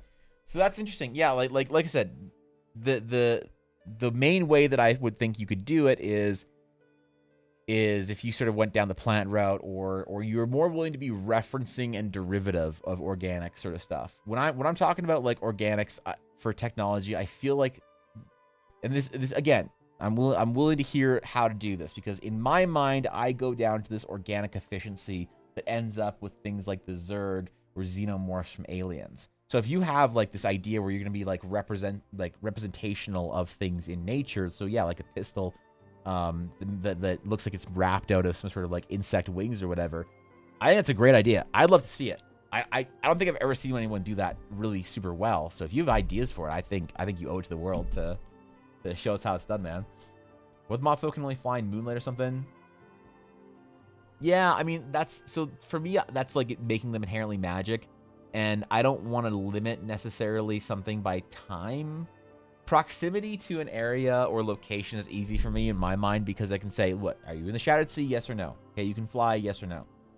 But when it's like, you know, oh, you can only fly during moonlight or in the full moon or whatever, then that's sort of like an extra layer the DM needs to keep track of what's going on outside, you know, that I worry would be difficult mechanically for GMs to, it's like, would this be annoying to run, or is it fairly self-explanatory? And for me, things like, because somebody did pose the idea of what happens when there's moonlight. Do they grow? Do they shimmer? Is there a enhanced ability to fly? And I don't know. I feel like that's sort of one thing that's more annoying to track, but I could be wrong, right? Your moth race gain things, the older they are, let's say they can get to 600 years old, perhaps their wings only gain enough power to fly when they're around 200 years old. Maybe around the age of 400, they grow 2 extra arms. They have a stage where they can cocoon themselves through winter, something like that. I love that idea. I had a similar idea for the dragon folk, whereby as you're growing, your wings get bigger, and so until you are like a venerably aged dragon folk, you can only glide with your wings. You can't actually fly with them. But the reason why I didn't go with that is because I was worried that it would sort of set up a min-maxing kind of thing, like a pressure to be of a certain age or a certain whatever as a character so that you can fly. Now, do we care about sacrificing character traits for min-maxers? No, because I'm not Blizzard Entertainment and I can lock everything behind covenants and no one's gonna rage. This is a D&D, not an MMO. But I don't know. I feel like that's a good idea. I just there's enough problems with it that I couldn't figure out how to do it easily, you know. But maybe with an extremely long-lived race, it's different. Well, then why wouldn't you always choose to be a 400-year-old moth that can fly? Again, the big problem with me with the moth and flight and the size of their wings and growth and things like that is just it comes down to what size of wings they have to be able to fly, right?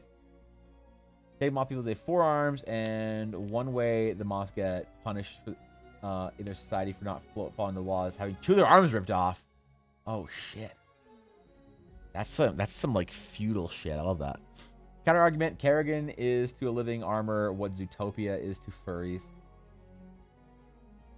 Oh, God, what that is.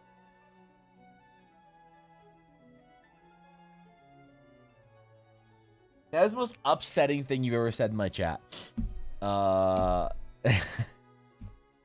I'm not saying you're wrong. I'm just saying it's the most upsetting thing you ever pointed out in my chat before, Ashley. So, over the world, too much pressure. The other idea it is. All right, fine. Yeah. Okay. My bad. Not. I suggested too much. I put too much pressure on you. I'm sorry.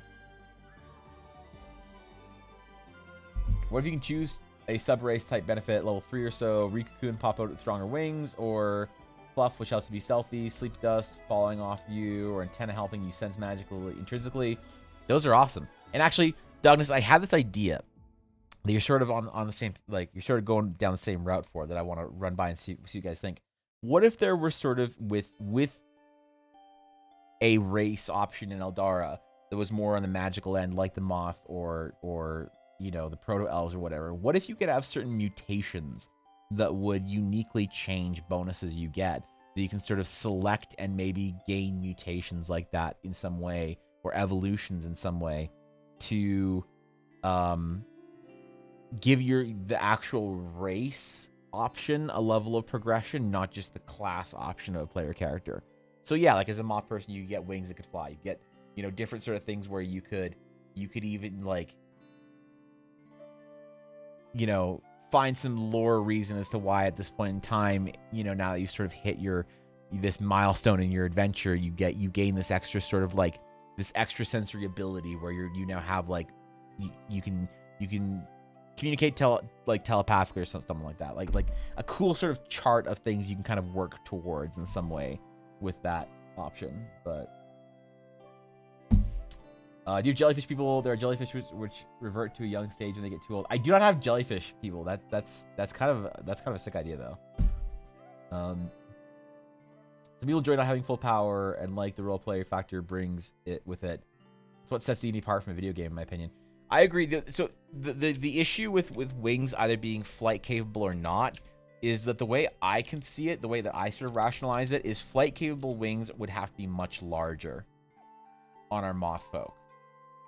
Right? And so that's something you can convince me that as they grow, their wings grow larger, and once they're sort of that age where their wings are big enough for them to fly, the problem with that is, for me, I feel like it makes things more inconvenient for a player once their wings are fucking huge. It's like, how do you get around? How do you go in the cave? How do you stealth? How do you do any of this shit? And that's why I think that for the Moth folk, I think it's better to have their wings be not something that looks like they can fly with them, but just be inherently magical. Because then we just let them fly based on whatever arbitrary sort of circumstances we want. So you say like moonlight or like proximity wherever, or you can still do age, where you're like at a certain point in time you age into your Moth-like abilities and now you can fly. It's like, okay, well, you can choose to fly or not to fly. Your GM can say, no way, no one's flying in my game, get the fuck out of here, idiot. And then you just don't have to worry about it. So age is great in that circumstance as well, because your GM can just say, you can play a Moth folk, but you can't play a Mythara past the age of 400.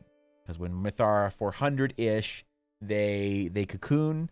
But they cocoon in sort of like I don't want cocooning to be like this grotesque feature. I want cocooning to be like more modern, more in a way that people like us as like mammals can understand cocooning, rather than like an insect-based sort of thing. So I think cocooning would involve you going to Costco and buying 3 large blankets in your D&D game, and you go home and you wrap yourself in your blankets with an assortment of snacks on your bed, various bags of chips and water bottles and Mountain Dew. How exciting. And then you can watch like Netflix. You know, you watch like Netflix for it's like you have to binge watch 3 Netflix original series before you can like uncocoon and emerge as the next old Moth or something like that. Yo, Even Footing, thank you for the raid. I appreciate it, dude. Holy shit. Thank you for the raid. How was stream? I didn't realize you were streaming. How was stream? Good to have you. Welcome in, raiders. Yo, go drop a follow for Even Footing. One of the mods in mind doing a quick shout out. Thank you, Bizzo. I appreciate it. Thank you. What were you doing today? Last seen playing art. Oh shit. Actual artists? Wait, I never get rates from artists. Yo, PogChamp, dude. What were you drawing today? Tell me your tales. Cocooning involves getting blankets and bizzoing for like a month or so. Yeah, so your sleep schedule has to be degenerate. so you have to be awake only at night, and you have two options when you're cocooning. You can either binge watch Netflix or you can watch Twitch. So it's up to you, man. It's up to you, however you want to do it. Okay, sorry, let me catch up real quick. Really, I like the idea from last week discussing the moth people going through a final metamorphosis at the end of their playable life.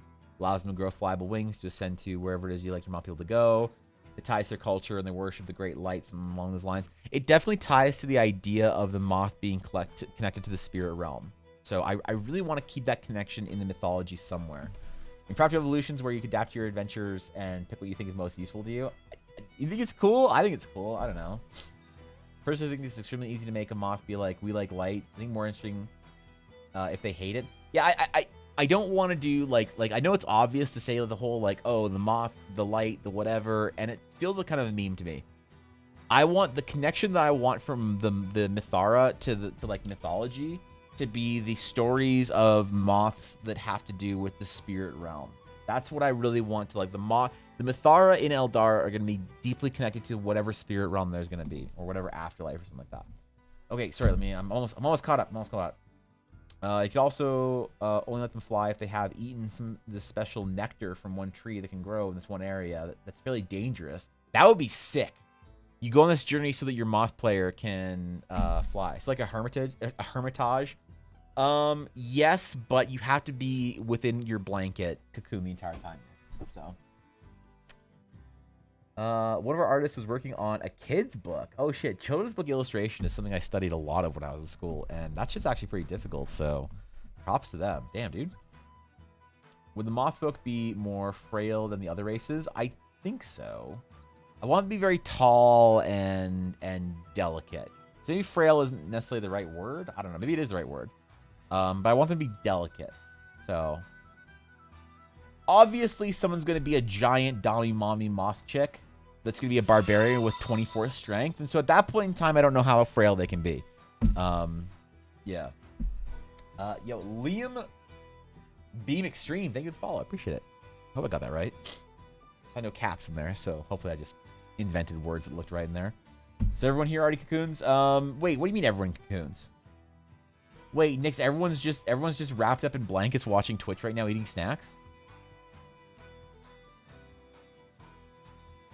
I didn't know this. Shit, I'm missing out, man. Fox, what's going on, dude? Maybe the age of like 600, their eyes go blind to the light and they lose their minds and turn to savage moths. Or monsters. Oh, shit. You don't need to say that so loud. Let me snack in peace. Okay, fine. Okay, eat your dried squid and your Korean honey cakes, and I'll leave you alone about it, Viddy, okay? Jesus. I'm sorry. I'm sorry, Viddy. Sorry. I'll hear it. Cheers. There you go. I'll leave you alone. Thank you for the 100 bits, man. I appreciate it. I think moth folks should either get vulnerability to fire or only be able to fly when full HP.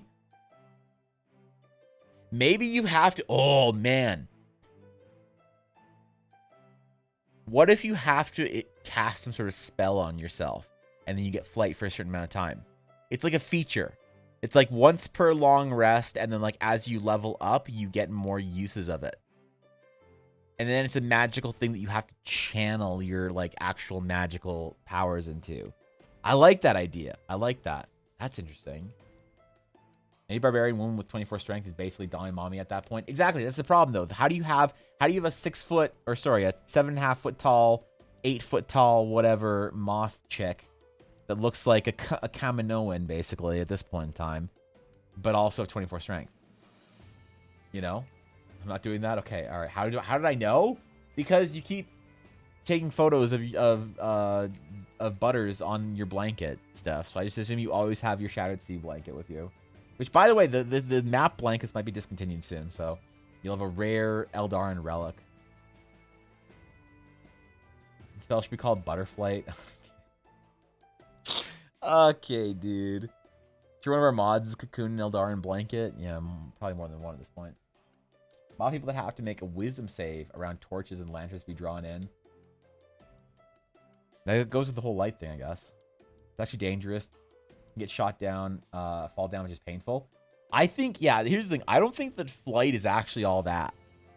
You know, I think that flight in D&D is actually kind of a risk, because you definitely do take a penalty to the way I do flight personally is if somebody is flying, if you're not moving, there are certain advantages to attacking you. And then yeah, if you get shot down anyway, fall damage is a bitch. So I see you recreated my art to a perfect masterful state. Alner, here's the thing. I didn't know, like, Alner, I didn't know that I saw this picture, this piece that you did a while ago. I mean, it was not a while ago. I saw a piece that you did of Ashy and you. And I didn't know that you did this. I thought you might have had a commission or some shit. This is beautiful. I didn't realize you were such an artist. I'll be honest, Alner, I didn't know. I'm learning things about you, okay? And when Ashley submitted this piece, I was a little bit, you know, she wanted to submit it for feedback, and I was a little bit disappointed that you didn't, you know, properly capture the anatomy of your, you know, just absolute Giga Chad physique. But I guess that you were being modest with it. Jesus. I guess that you were being modest. So I appreciate your modesty in not wanting to just flex on Ashley completely while she's showing you her stupid Genshin waifus or whatever. So, you know, good job, good restraint, good, you know, good work overall. I'm impressed. Wait, why is my... There we go. So, I tried to channel the same energy. I tried to channel the same energy. I'm not sure if I got there or not, but yeah. Shit poster first, actual artist second. Me too. So, I don't know. People don't know that about me. It's perfection. If you found out that I'm ultra rare, did I get banned on Twitter or something? It's true. Like I said, I appreciate the modesty. So, but I do think that you could definitely have captured a little more of the caveman Genshin player in Ashy a little bit more. But hey, you know, I'm not here to critique your art. You did a fantastic job. I see you had all other motives here, you know, to paint Ashy in a good light. Unlike I would personally for any Genshin players, but you are a kinder person than I am to Genshin players. This Fairy Barbarian flying isn't really that OP. It's actually dangerous. Get shot. Oh, she's talking about a Fairy Barbarian specifically. Okay.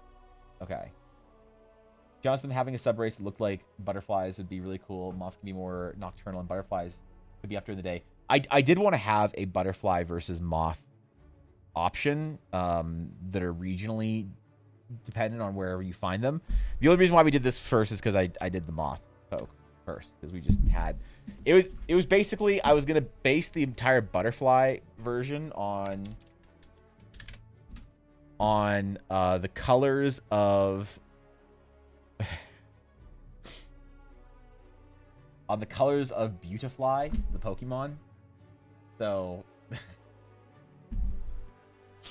don't worry, it's coming. It's coming. It's just we just haven't gotten there yet. Okay, we've only done the moth variant, but there's gonna be a moth and a butterfly variant, which is why I'm not super like I don't want to direct too much to the moth and the light thing. I feel like it doesn't affect then the story or whatever behind the actual butterfly variations. So, best one's the most recent one. Inside's work in progress. God. The most recent one. Inside's work in progress and feedback. What do we got? Something I'm working on for a friend. Definitely work in progress. I hate hands and faces. That's why I do them first. I love it. This is great. Good job, Fox.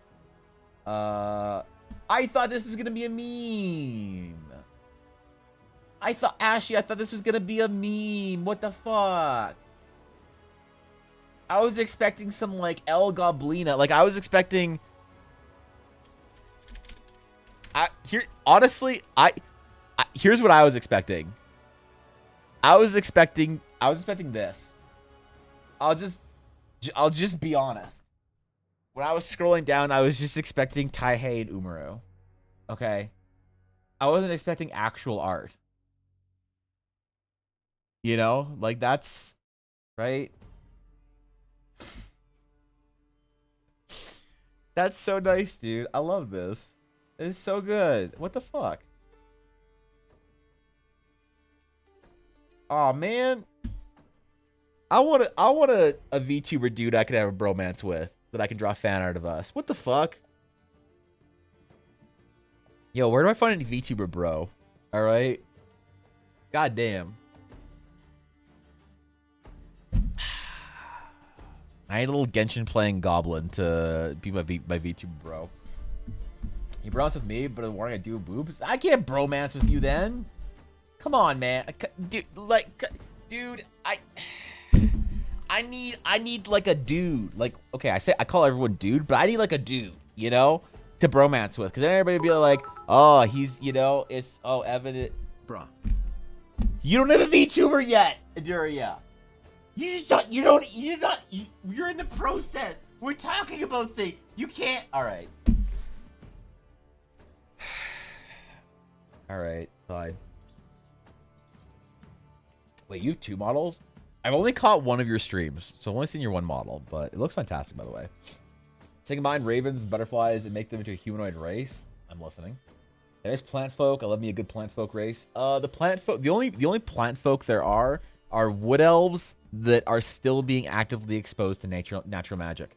So on Thorash, there are actually plant folk treants that have like bark skin and like flowers and shit. The only actual wood elf piece that I've ever drawn is an ancient piece of artwork from years ago. It's really bad. It's really bad. Please don't judge me. It's really bad and old. Is Naya. And so wood elves in Eldara actually begin to take on plant-like features. They begin to grow or to do things like they grow flowers and leaves from their hair. The skin on their forearms begins to take on like a bark texture and things like that. You know, the sort of the plated areas of their skin, the sort of the more hardened areas of skin that you'd think for a individual begin to take on a bark texture, and then they start growing flowers and leaves in their hair and shit like that. But as a wood elf progresses to the natural model from Nixolotl coming soon to a Twitch near you. Wait, you It did? looks so phenomenal. I'm so excited. Actually, no cap. That's fucking sick, dude.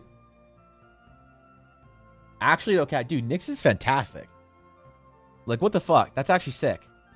That's okay. I'm excited now. But yeah, so as you take wood elves, and as you expose them to pure natural, like pure nature magic sources, as they stay in proximity to that over the generations, they will begin to become treants and plant folk, I guess. So terrible. So no. This is such an old piece. Okay, all right. Now you're bullying me. I don't want to be bullied today. Wednesdays might give VTubing a try, but I hate my voice, and honestly, I have no idea what to even start with VTubing. Here's the thing, Azalea. I hate my voice. And if I can show off my annoying-ass voice and ugly face, clearly it doesn't matter. Clearly, anyone can make it. If I can make it, anyone can. All right, Pizzo, have a great rest of your night. If you need VTubing help, just at me in Evan's Discord or something. Yeah, Ashley's a legend, man. Ashley has helped me out a lot, so it looks amazing. It's really old, Caribou. I appreciate that, but post your VTubers. Wait, I knew you had one. Hold up. What am I getting added for? Oh shit, Caribou got his badge. Oh yo, dude, Caribou. This is going to be one of the fewest owned badges in any way. Wait. This is so good. I can't, dude, I can't. We can't bromance, Liz. We cannot bromance. I cannot bromance with you. This is your characters are way. Dude, your VTubers are way too hot. I can't bromance with you. What do you mean, dude? You're saying they got wood. God damn it, Older. What do you mean? I was a demon forced to be a magical girl? Yeah, your lore's amazing. But, like, I can't... Come on, dude. No, I need to, like... I need, like... God. Yeah, you're way too hot to have a bromance with. I need, like, a... I don't know. I need, like, a bro, you know?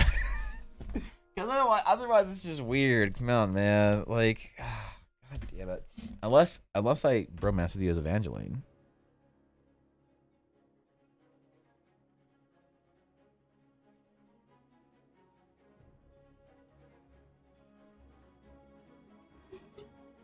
I could make art for that.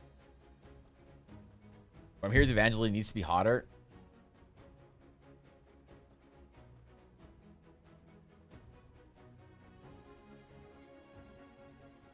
Eiley, how much do I have to pay you to not make an alternative hot outfit version of Evangeline?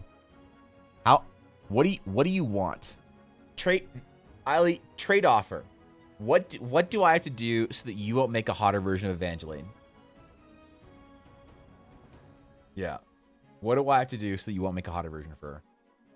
Name for projects is very important. Star Wars / Trek, Warhammer, Avatar, strong names. How did you pick the project names? Your project names. What have been some thoughts and considerations what you passed on and why? That's a really deep question, not. That is actually a super deep question. I could really get into it, but to try and give you a honest, thoughtful answer that sort of skips past a lot of things that, you know, I'll give you sort of the TLDR so I don't have to talk about it for a half hour. For the Realms of Eldara specifically, it's very important to me that the world has a name that it can be referred to that is an easy, recognizable name. So it has to be a made-up fantasy word that doesn't exist, but it can't be too made-up or too bullshit, right? I think good examples of this are things like Eberron, Aragon, Narnia, things like that. Azeroth. I think these are good world. I mean, I do think Azeroth is a little bullshitty, but it needs to be a word that feels like you can refer to it and refer to the project as a whole as, oh, it's Star Wars, it's Eldara, it's this, it's that, whatever. But also, the full name, The Realms of Eldara, for me, there is a deep implication of the level of adventure that is possible. I don't want to just be like, come to my world, the world of your mom's Zeroth, where you can explore and save your mom. You know, like, it needs to be something that inspires adventure, the idea that there's a large sort of place and world and thing to go explore. And the problem that I have with fantasy inherently is that it feels too small. You can't give Lord of the Rings a Star Wars treatment because Middle Earth as a world is too small and contained, and what happens in one area doesn't give you a lot of freedom to sort of create outside of that. One of the reasons why Star Wars is so successful for an extended universe is because you can have infinite amount of planets and worlds and planes and things like that, and you can create your own content for it. So like for my Star Wars game that I play D&D with my friends in, I create worlds all the time. That's important to me for Star Wars as a setting. And so because the Eldara has so many worlds within it, I want to reference and make that part of the title. So it's the Realms of Eldara is the full project name. The last sort of thing about that, though, is Eldara specifically needs to feel like a name, because I want Eldara, the actual world of Eldara, the big glowing white ball in the sky, to be ambiguous. The mystery of what Eldara is a mystery that has going to be a payoff for people that are part of the storytelling for a long period of time. Understanding what or asking a question, understanding what Eldara is not something you're going to figure out in playing 10 or 20 sessions of D&D. It's not even something that I've ever even leaked to my players. There's literally only one person that knows, and it's Ella, of what Eldara actually is. But depending on who you ask or what or where you go in the world, you get a different answer. So some people believe that Eldara is the heavens. Some people believe that Eldara is a ball of magic that creates all magic. Some people believe that Eldara is a deity. Some people believe that Eldara is a place that a world the Eldari came from. And I want that ambiguity to stay in there as well. So there's a whole lot more we can talk about, but that's just for the Realms of Eldara, for the name there. That's why I chose to name it that way. I've been unalive myself, my voice several times. I'm a demon who was forced to be a magic girl. Okay, wait. I'm caught up on this. What was your work in progress? When we're developing the region of your mom's Zeroth more next stream. Yeah, your mom's Zeroth is the next world we're gonna develop in Realms of Eldara. It's gonna be well, I'm planning on developing actually different worlds and different content for my world on different platforms. So you guys will get something different on World Anvil versus if you follow me on Twitter versus if you follow me on Twitch. And so your mom's Zeroth is actually gonna be only on my OnlyFans. So yeah, that yeah, dude, I'm telling you, Lindsay, your color choices, your graphic design influences in your work is fantastic. I fucking love this, dude. I absolutely adore your work. I'm always so inspired to, I don't know. This is fantastic. I want to see more. Post it when it's done if you don't mind, because I'm actually super curious on what that looks like when it's gonna be finished. Strong name, Bob. Yeah, okay. So I forgot the name of my world. Help me name it. Your world should be named. Oh, jeez. Yeah. Wow, it's crazy, Dogness, man. Yeah, that name. Yeah, exactly that one. Your fate was sealed long ago, Evan. There's nothing on the planet that can replace the anguish that Ailey desires to inflict. For what? What else is there that Ailey can do? All right, Ailey has already memed cat girl, gender bent, maid version of me into existence. What a like. She has spent hours so that I have a VTuber that is higher quality than I would say like 80% of VTubers out there. So that I could stream on that VTuber for one stream. Okay? What other levels of disrespect can she possibly have for both me and the VTubers of the world past what she's already done? Because at this point in time, she's just going to make people mad. At this point in time, she's just going to continue to make people enraged that she wastes her abilities for memes for some, you know, fat fucking streamer that isn't even going to use it. So, like, right, stop enjoying this, Ailey. God damn it. Professional VTuber designer, don't test me, Evan. I'm sorry. This is not, I am not testing. God damn it. I'm not encouraging or aggravating anyone on this. I've already been memed into fucking oblivion with Evangeline's existence, even as she is right now. All right. I dare not incur the wrath of Ailey or anyone else who can make and design VTubers or has any sort of artistic ability to continue the reign of Evangeline. Okay?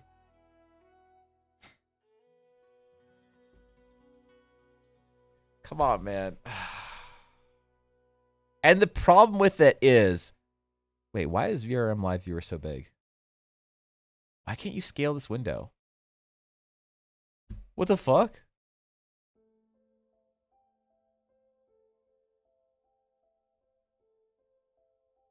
Why can't you scale the window? Okay, I'll just do it this way. Source. Window capture. I've gotten nothing done in 2 hours. VRM. All right. The problem is. Wait, what? It's not. What the fuck? Why isn't it? Why is it frozen?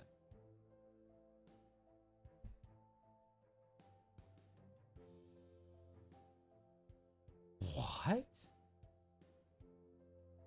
All right, I'll do display capture. There. There.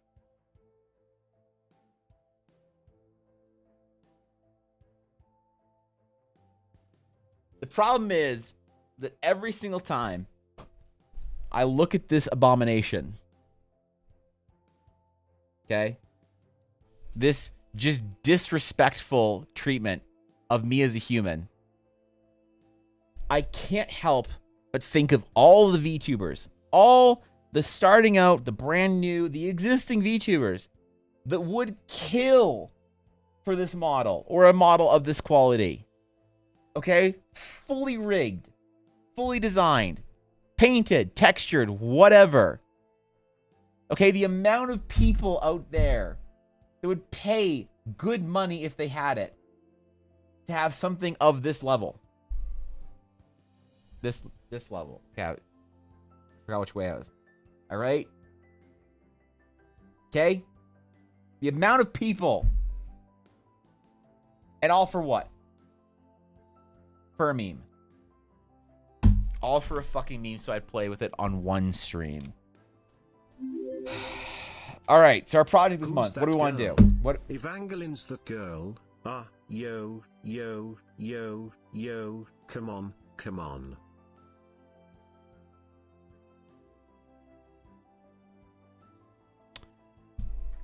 I swear to God, Guapo, if you were a K-pop band, you'd be Red Velvet. Thanks for 23 months, bro. I appreciate it. You read about how much time I put into her already, but well, what are you working on? What are you even working on?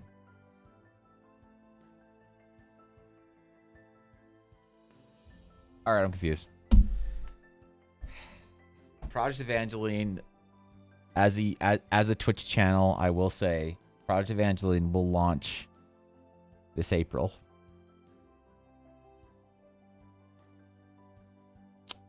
I've put time and effort into it. I can officially give you guys a date. Project Evangeline is launch. Oh shit, I haven't tweeted on Project Evangeline in a while. One sec. Give me a sec. How do I be a VTuber? On Twitter. Switch to Project Evangeline.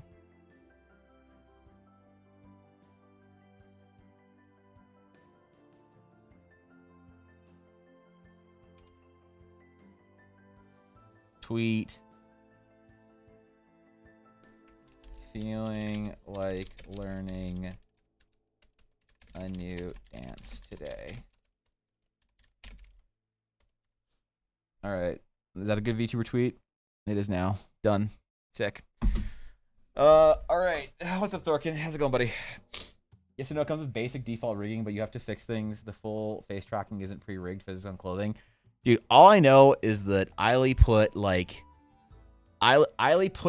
40 something hours plus into making this for me. Okay. I've never seen a VTuber tweet like that, but nice. Trend setting, I like it. Listen, the entirety of how Project Evangeline is going to tweet is basically going to be me LARPing her as an e-girl. Okay?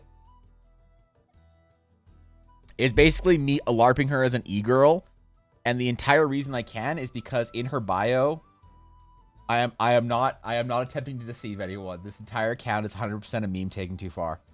This entire thing is just a meme taken too far. So, anyway, we got to do work today, man. Now that Thorkin's here today, we could actually draw. Thorkin, we were waiting for you. So now that Thorkin's here, what should we do for our March project? Astral Sages or another Astral Sage as a character? Because I think we should do the Astral Sage Temple as like a print. If I can do a print, it's gonna be a piece of art. It's gonna have a little art in it, and it's gonna be art. All right, this art should either be a ruined temple,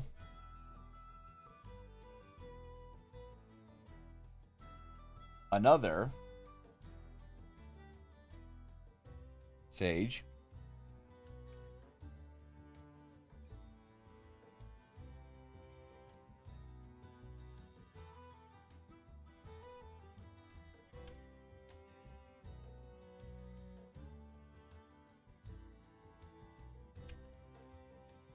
we have three options here. This art can either be another ruined temple, another Astral Sage, or a Taco Bell KFC pizza combination.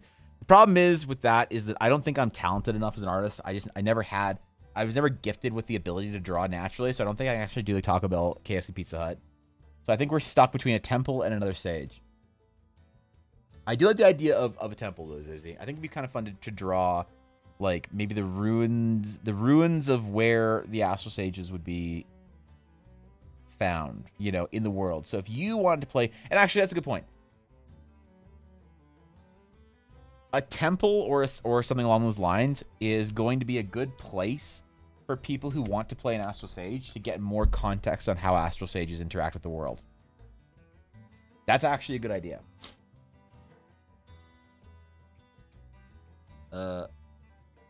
March of Robots? Wait, which one? I'm confused next. Like one of your ruined temples strikes pose. Okay, you seem to be a little more dilapidated. No time like the present to learn a new skill. I'm not learning how to draw a KFC Taco Bell Pizza Hut combo, which apparently there's only 3 that exist. I looked this up. Apparently there's only 3 Taco Bell Pizza Hut KFCs still up, still running. Maybe there's only 3 that have social media accounts. I don't know. What's an Astral Sage? Oh, sorry. The Astral Sage is a class that I developed for my setting that is an important component of how the magic and how the sort of unique take that I have with Magic works in the world, because I want there to be an opportunity for people to play, you know, your wizards, your basic spellcasters, your Magic interactivity needs to be familiar, but I want there to be something kind of like my Jedi that feel like they're something unique to the world. So the Astral Sage is a kind of a space mancer. You know, they use, wait, where's the piece that I did? They use a something called an Astral Atlas to focus their magical capabilities, I guess. So this is one of the NPCs in my game, Rosa, and a couple of other Astral Sages that I've drawn. But basically, they use a form of magic that is a raw potential of magic. So magic, when it enters sort of the cosmos, it is a raw potential energy that can kind of be twisted and shaped in however you want. And, you know, druids will use the magic that is naturally absorbed into life itself to utilize life, you know, based magics, and you can kind of understand how that works. You're like, okay, cool. So then, you know, people who are more elemental will use the natural forces of the world, kind of like druids do, but without life. Okay, and then you have the light and the divine, and dark and demonic magics and things like that. The Astral Sages use magic just in its purest sort of form from celestial bodies. So they're very much in tune and connected with constellations and other worlds. And they use these astral atlases to sort of create kind of like a guiding prism for the magic of the universe to sort of be focused into one point. They're based on like where they are in the night sky. They can kind of point their atlas at one area of the night sky and get a different type of magic out of it. And there's a whole boring article about it if you're curious to read the Thorkin link. But yeah, the Astral Sages are space wizards, aka Jedi. I say they're my Jedi in that there's something that's like they use something that is a unique storyline within my own world, right? More elegant weapon from a more civilized age. Unfortunately, a less elegant weapon from a more civilized age. So, yeah, okay. Let's do a temple then. Let's do an Astral Sage temple, and then we can also do the sticker this month, the travel sticker as an Astral Sage temple. So where should the temple be then? Because we've already gone to like a bunch of spiky ass looking mountains. I think the next place to go to would be kind of like a cool jungle. So we could do like a ruined temple in like a jungle somewhere. And relaunch. Oh, I didn't put a poll up, Dogness. I was just trying to sort of gather ideas. I didn't want to do an official poll or anything. I see how the temple is a magical arena around them, warped through the practice of magic within the temple over the years, so it can be woven stone spiraling through the area. That'd be interesting, actually. How would Astral Sage magics affect the area? That's an interesting idea. Sunken Temple? No, we're not going to Sunken Temple. If you go to Sunken Temple, especially classic Sunken Temple, you spend 6 hours in there only to wipe on Aranicus and not actually get the gem. All right? Immutable, this is awesome. Thank you, Steph. Hold on. Thanks, bro. Yeah, Steph liked it, so... These stickers only through Patreon. For now, yeah. This sticker is part of the monthly Patreon print tier. I send out an item card, a sticker, and a print. So like last month's print for February was the dragon, was the Lair Esteron sticker, the lore card with all the lore for dragons, and then also what was the weapon? The weapon for last month was yeah, this is the weapon for last month. So there's a weapon card, a sticker, and then the actual print, and then a lore card. And that's what I do every single month. So I wanted to do for the next couple of months, I wanted to do travel stickers because I think they're cool. So I wanted to do like one for whatever ideas we were doing, which is another reason not to do a character, because then we can do a travel sticker. So where do we want to put this actual Astral Sage temple then? We could put the Astral Sage temple in the Primeval Expanse, I think. Yeah, screw it. Fuck it, we'll just do it there.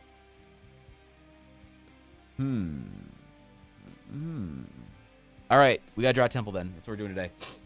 Gravity can be worked around them so you're more floaty. Definitely a vibe I like. I do enjoy floaty shit with the Astral Sages. Like lots of floating stones and, you know, I think I posted on Twitter early Astral Sage concepts.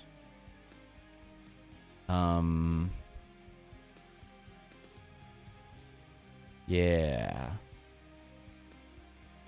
So I had some loose ideas of what old Astral Sage temples looked like on the upper left, and then maybe the more ruined ones like down here. But the Astral Sages, they utilize a series of like runic sort of shapes that focus magic in certain ways. And part of the Astral Sage is that they are they're one part monk, kind of like connection with the astral forces in the cosmos. They're one part wizard in that they're academic and study the way that magic was sort of used by the ancient Eldara, the initial creators of the realms of Eldara.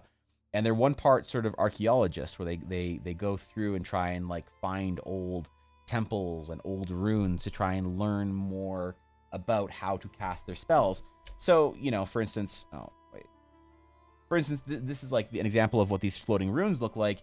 And you can find them floating around the skies of the realms of Eldara, and sometimes they're crashed into the world. And they each have sort of a different like focusing ability or something along those lines. And so you want to use different runic shapes on your own astral atlas to invoke different spells. That's why these like sort of the circle and the pointy bits coming out of it is like the theme of them. So floating stones around the Astral Sage Temple is definitely a vibe I want to invoke here. So you know what? Screw it. Let's go to our actual document here. We'll hide all of our shit, and we'll go to a new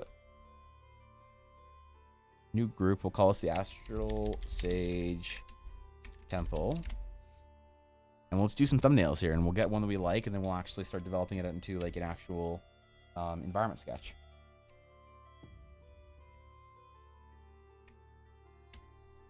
Okay,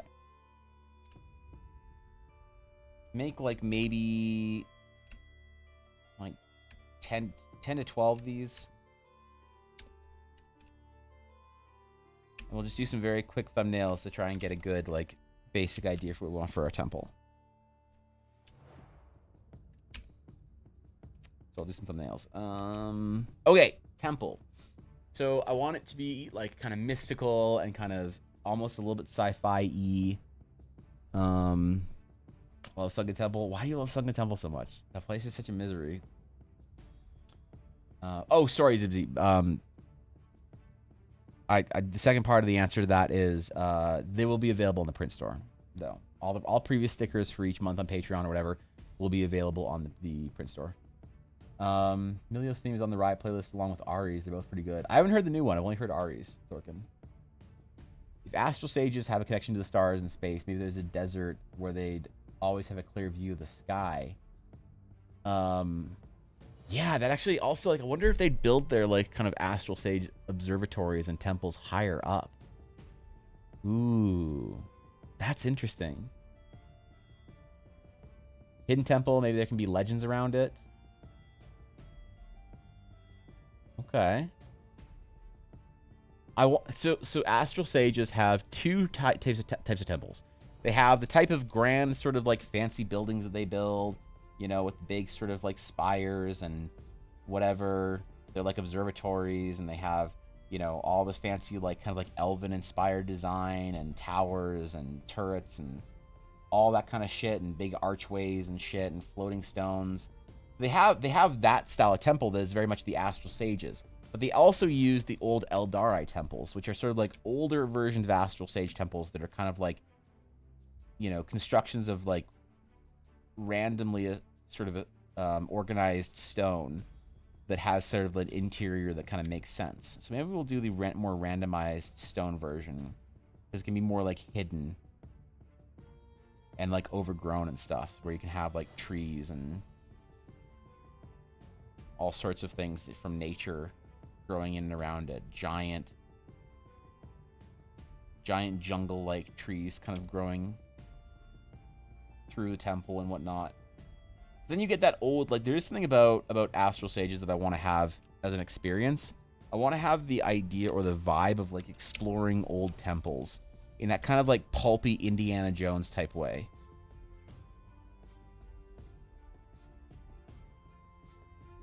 So I like the idea of them being like in that jungle setting. There's something inherently interesting about a jungle, I think, for exploration.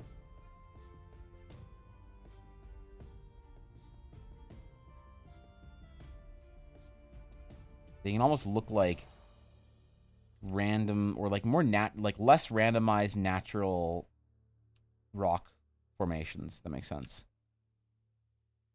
Because these would have been built by the Eldara, not the Astral Sages. The Astral Sages just use these like sort of ruins to find new spells and to do their research and their, you know, archaeology basically. So okay, maybe we'll try them built on some interesting locations. Like, built on an actual sunken, like, Eldara ring.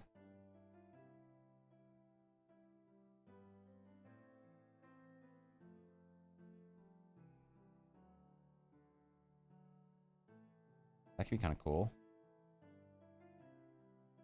There's one Eldari temple that I started drawing a while ago that was up on a... it was up on a floating island, but I don't really want to do that. Have a stable job while joining your Patreon. I appreciate it, Zibzy. I'm just honored that you'd stop by my stream to support me and just hang out. So that's all I could ever ask of anyone. The Patreon is there as sort of a additional way to sort of see the Eldara come to be, and to give people something more substantial than just like, you know, like the tier for the Prince is the same as a tier 3 sub on Twitch, because I really want people to be able to get something out of it.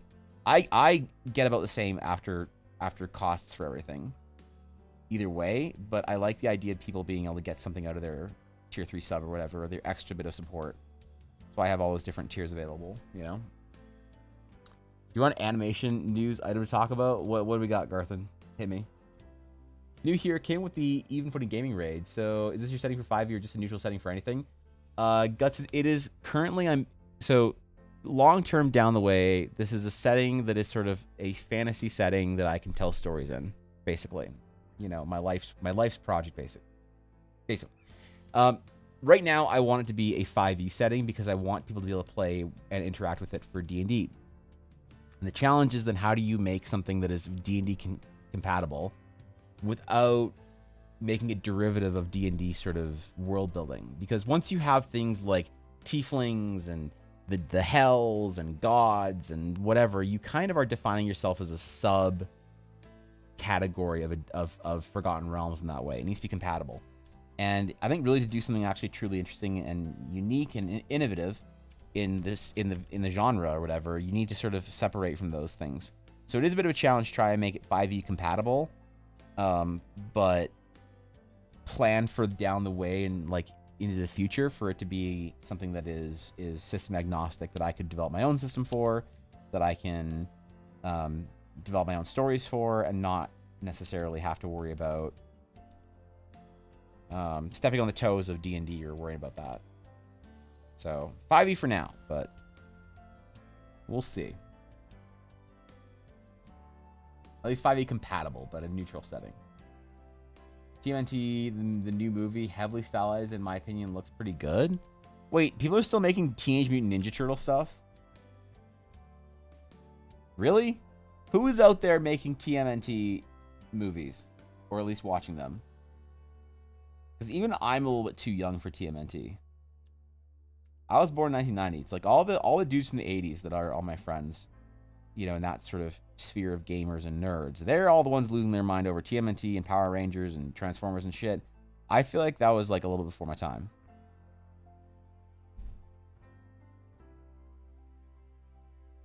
So look, people are excited about it. I'm excited for them.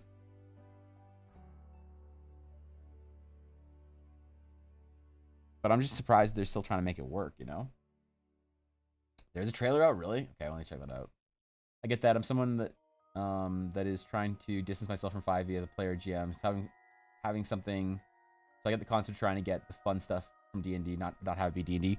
Well, honestly, you know the only reason that I actually am using D&D for is because let's say that everything that I want in my life comes true. Let's say that I'm able to create something that is actually interesting and unique, that people like, that I'm able to build the next Star Wars, which is like my ultimate life's ambition, is to change the way people see fantasy as a genre, is to evolve fantasy in a way that fantasy, I think, needs to be evolved, because I think fantasy is lagging strongly behind science fiction as far as like iteration and interesting things happening out of fantasy. But that's a whole nother conversation.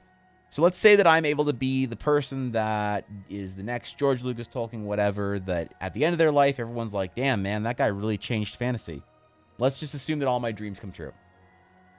The reason why I use D&D is not actually because I care about D&D remotely even a little bit as a setting. What I care about for D&D is that if I want to build my Star Wars one day, I'm going to need to have people who are willing to make games and movies and cool stories, basically, within the setting, to tell unique stories that are part of, there are different media and mediums that are part of one larger sort of grand story. And the challenge with that is, how do you get the best storytellers in the world to want to tell stories in your world? And I think that the answer is, if you can't get D&D players to want to tell their D&D story in your world, you can't convince people who are artists and accomplished storytellers to want to tell stories in your world. Because D&D players, all they want typically is a good place to not get in the way of their interesting and personalized player stories. And so the very first goal for me is to take a game that I've always played and always loved for world building and for storytelling, D&D or Pathfinder or any TTRPG, and use it as the springboard for, is this world actually decent, and how do I make it an interesting place to want to tell stories in? And we'll see. I don't know if I'll actually accomplish it, but I'm certainly trying. I mean, as far as distancing yourself from 5e, I always think that's a good idea. That's why I say, like, it's 5e compatible, but it's supposed to be system agnostic and truly neutral. And, like, the whole, like, OGL thing and Wizards of the Coast being scummy and whatever, like, I was loving the OGL drama because I have predicted this for a long time. So I was basically taking victory laps the entire time that Wizards was, like, embarrassing themselves with their OGL. So I definitely understand separating yourself from that, because, yeah, you never, as long as you sort of are using a license for something, you are not necessarily in control of your destiny. And so that's good if you're trying to get away from it, I guess, and make your own thing. That's a respectable feat. It's very difficult, but respectable. I noticed that Seth Rogen is on the project. Looking into Wikipedia, it seems like there's a star-studded cast as well. Wait, really? John Cena, Jackie Chan, and Post Malone for a Teenage Mutant Ninja Turtles movie. Again, I'm just surprised anyone cares about this.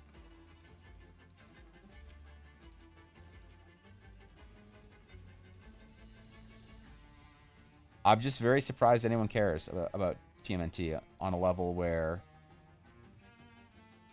you know, they're going to be able to sell movie tickets for a new movie.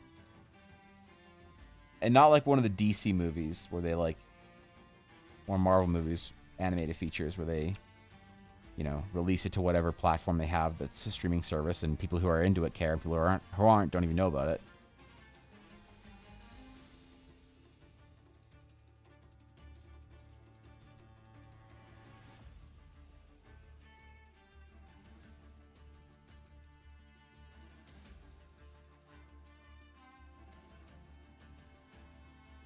How do we show off the jungle? Especially with a sketch style that I do. It's really hard to do forests and jungles and shit like that for sketches. Because you're trying to represent a texture, basically, that you need to sketch through as if it's a physical object. Shit, man. Thank you, Guts McGirt, for the follow. I appreciate it. Thank you. I'm honored. There are many places you could have followed on Twitch. You chose my little corner, so thank you, my friend.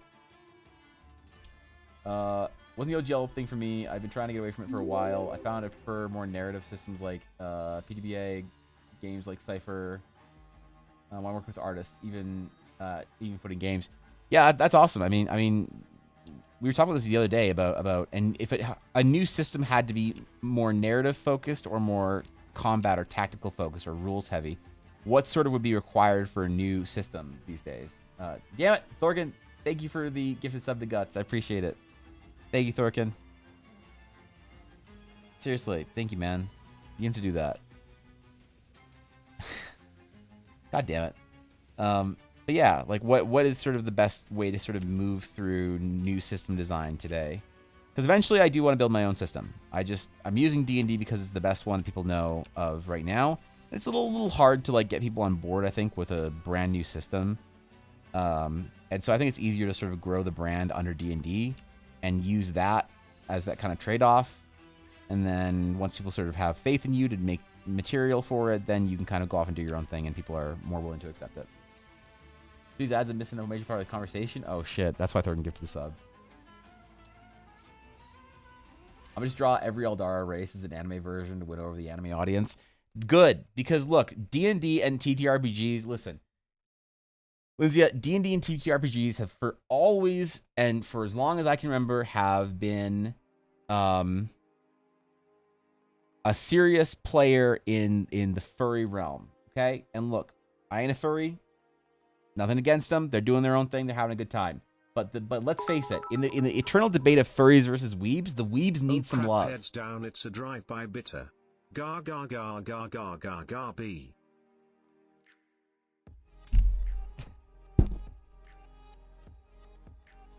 Shouldn't you be fighting a kangaroo right now?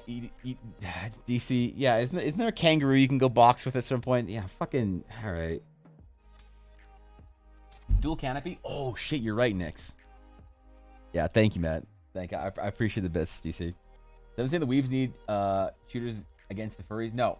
The weebs need some love.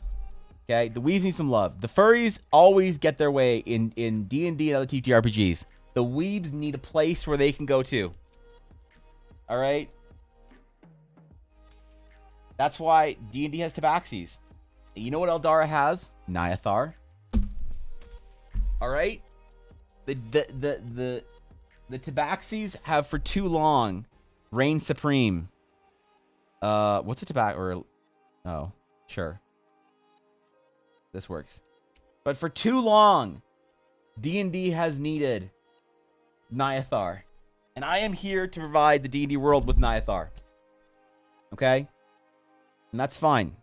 So look, you're going to add to this conversation, Lindsay, with a brand new take on D&D races in the Eldaran style. All right? You're going to be doing a massive service, not just for people who enjoy Eldaran D&D, but for weebs in the D&D community as a whole. Okay? We need more artists to be willing to make D&D options here for our weebs. It's an important thing to me. This is a project close to my heart.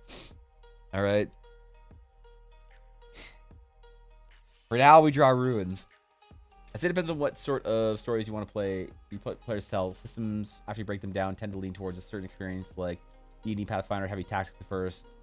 So you baseline level, and most things are related to beating stuff up.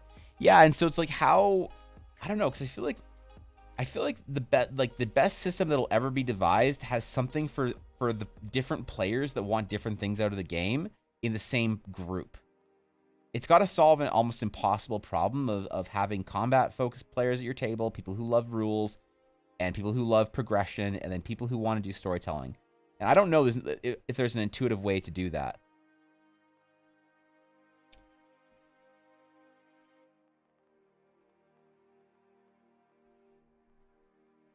Maybe I could do sort of more of like a perspective. Ooh, whoops. Kind of looking up at the bottom of the trees. We have that idea of like a canopy showing.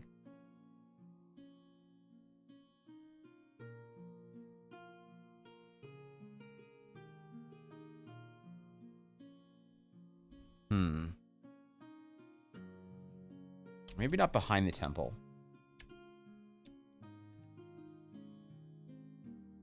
Yeah, it's sort of the tree line breaking a little bit. Then we see the underside of the canopy.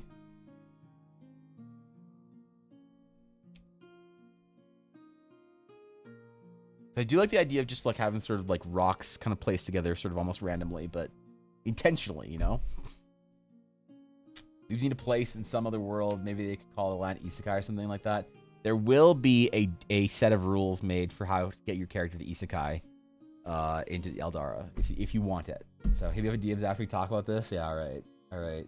Sick. Sick. We're both fighting the good fight for the weaves here, Lindsay.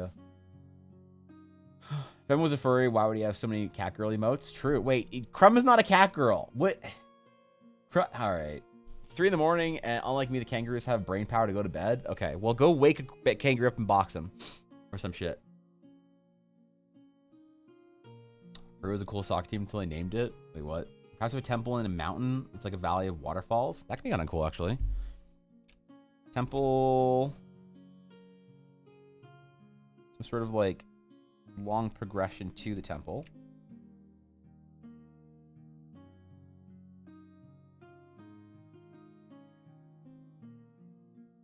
Have like stairs and a path going up to the temple. This may be like floating, suspended on some sort of rock.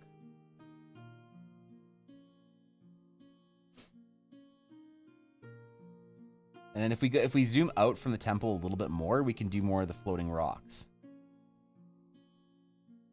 And do like some kind of a ring of floating rocks around it. And then have like maybe a couple of Eldara runestones, like, or chunks of Eldara runestones floating around it.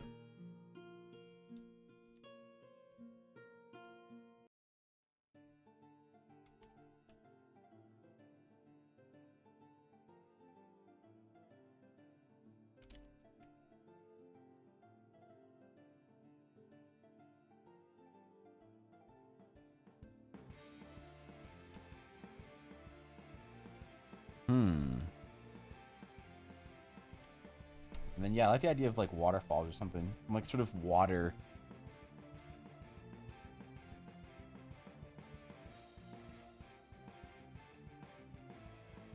And then you can do the jungle and whatnot in the background, sort of that. Like, along where the waterfalls are.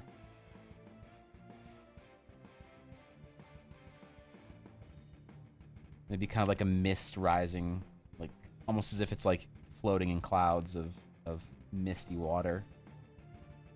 That's an interesting idea. I gotta develop that more. Okay, I want to do a couple thumbnails in the solar waterfall idea.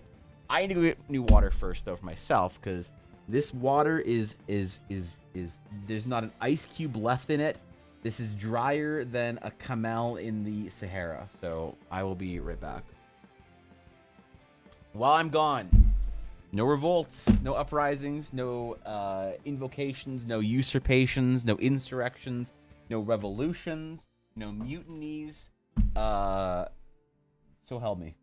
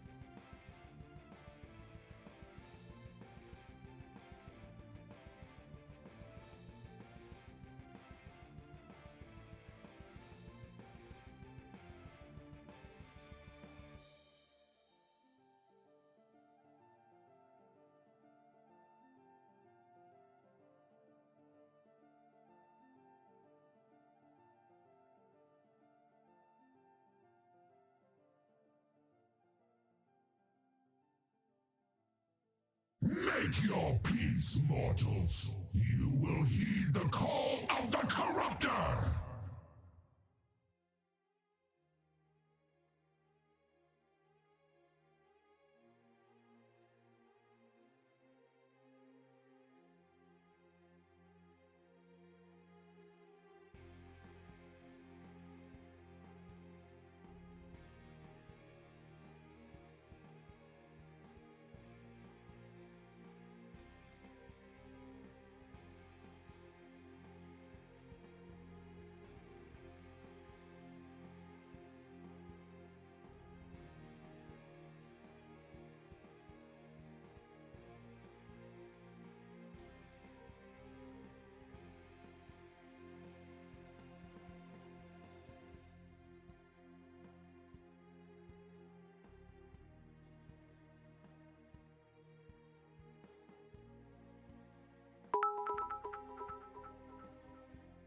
As Evan, thank you, you coward, for the 5 gifted subs.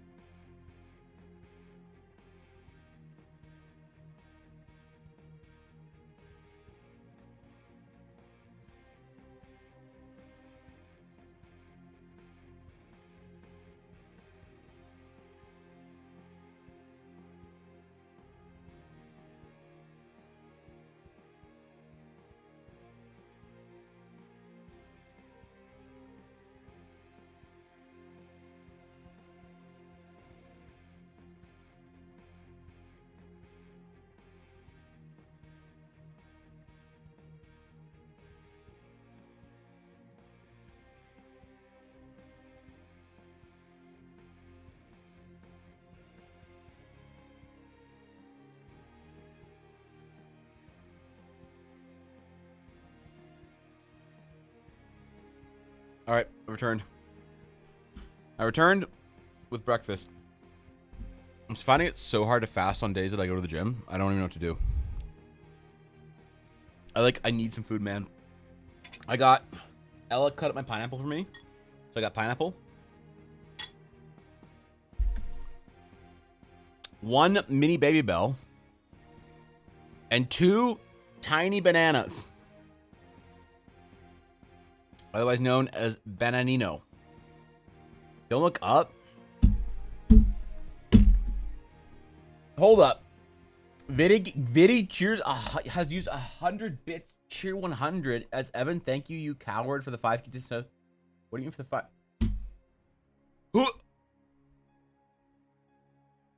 Who did it? Who even, dude? What?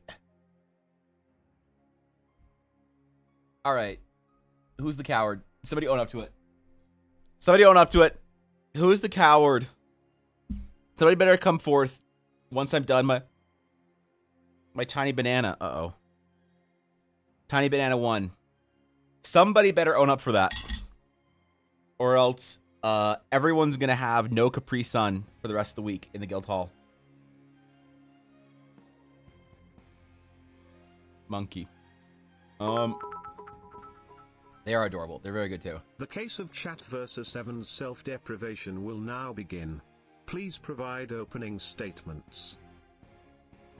Alright. Chill. Chill, dude. Chill. Chill. You can take my freedom, but not my jammers. Chill. D. I'm not taking your Kool-Aid jammers. I'm taking your Capri Suns, alright? And I'm right, Fishy? Fishy? Who? All right. Are there any other nominees for who gifted the subs? Are there any other nominees for who gifted the subs, or are we universally voting for Fishy? Does anyone second this? Not this. The confirmation that Fishy gifted the 5 gifted subs. Ella? All right. I'll pull it. I'll pull it. Who Enough gifted bits might distract him from the investigation. Yeah, Raz, thank you for the Make your peace, gifted the mortals. 10. You will heed the call of the Corruptor!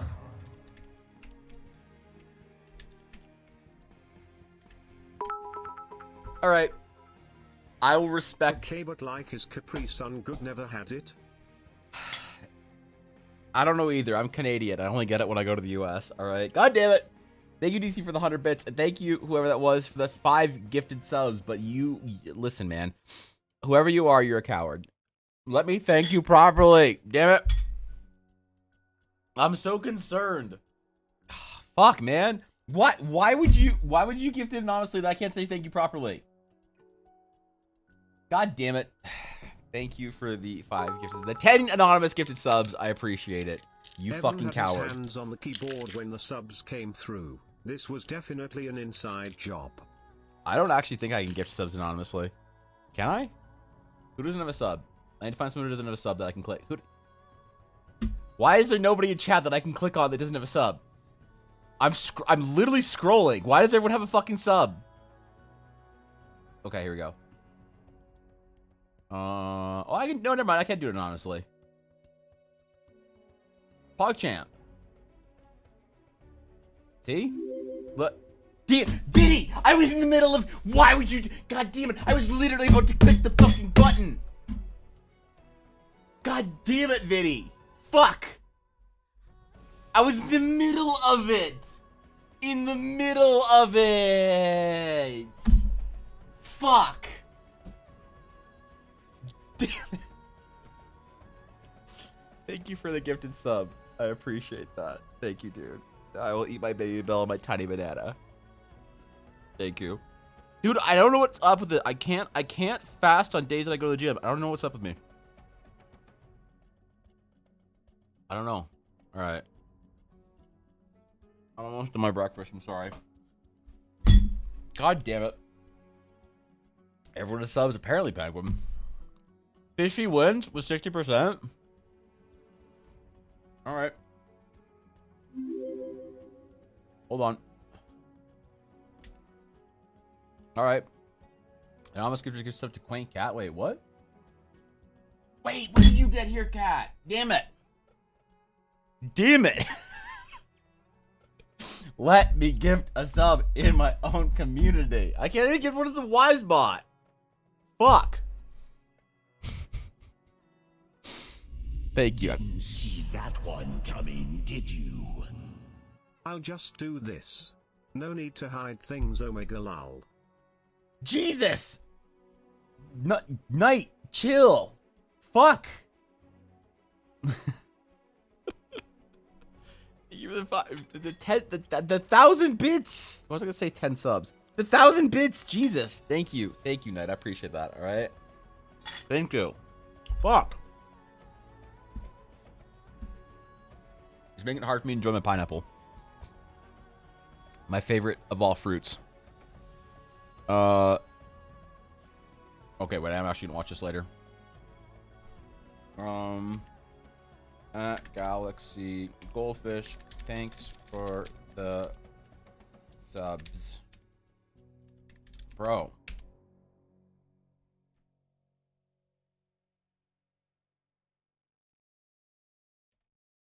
Yo, that was really nice of you, Fishy.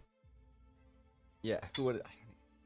Apparently that was Fishy, Cat. Apparently that was Fishy, or somebody who thinks they're fucking hilarious. Has been trolling me. Here's the thing. I don't know if it's one person or multiple people who have been trolling with anonymous gifted subs for the last month. I have no idea if it's one or many people. All right? I have no fucking clue. And I can't do anything about it either. You can't turn off anonymous in your stream, I don't think. All right. Sick. We thank Fishy for the subs. That's it. I'm just gonna always from now on thank Fishy for the anonymous gift of subs. I'm just gonna assume it was Fishy or Ella. All right. Oh wait, I got one more Benanino left, and then we have to move on here and do our thumbnails. I'm sorry, man. I'm sorry I'm eating breakfast on stream. I'm fucking starving. I'm dying. It's a gym day. Leave me alone. I must return to Monkey. Mini banana tastes like a sweeter banana. Yeah, it's like a slightly sweeter banana. It's softer too, actually. That's why I think that when I'm like, so I like to track my calories and my macros and stuff like that. I don't just like use the same grams or whatever as banana, because I'm pretty sure there's more sugar in a mini banana per like gram, because they are sweeter, I think. But they're good. I buy them at Costco, so that, or I'm just a giant and you guys have no idea. Everything in my room is scaled up. I got a fancy Secret Labs chair. That's why I want a bigger tablet, because currently I'm working on a 24-inch tablet as if it's like a a little iPad or whatever. Okay, I really love the idea of having some sort of waterfalls around it. There's something about that. And what if? Okay, hold on. Hold up. This is what thumbnails are for. Did I admit to it and get ignored? Wait, what? Well, that was an admission? Normal size banana. This is proof that Canadians are the size of frost giants. Listen, it was minus 25 degrees out this morning. And minus 25 C to F is like about minus 10 degrees American. So it was about minus 10 degrees American out this morning. And I went out in my gym clothes to take Yuna out for her walk, so. Purely hypothetically speaking, once and if I acquire Giga Chad health status, do you have any tablet recommendations? Because we all know bigger tablet equals better artist. I don't know, Thorkin. I think we got to figure out how to get you to Cintiq. Like, I think we got to figure out how to get you to Cintiq. If the timing works out, you could have this one maybe. I could mail you this one maybe if I get my new tablet and you're at the point where you can use a tablet. And because I'm not sure. I don't think Ella actually needs this tablet. So we got to get you Cintiq, man. We even know that that's a prototype Wacom 96-inch tablet. It just looks like a normal tablet. You're right. And I'm sitting here looking at 32-inch tablets to meme on you guys, because a 32-inch tablet would be the size of an iPad for me. Here's another simple question for you. How do you consider visuals, mood, and... You're welcome, my 3D friend. Lots of love from your favorite JPEG.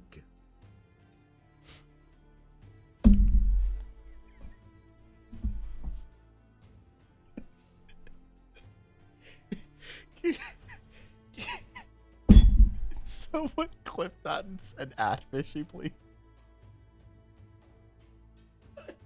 Thank God, she hates it when I call her a fucking PNG. Can someone clip that and just @ her in Discord if you don't mind?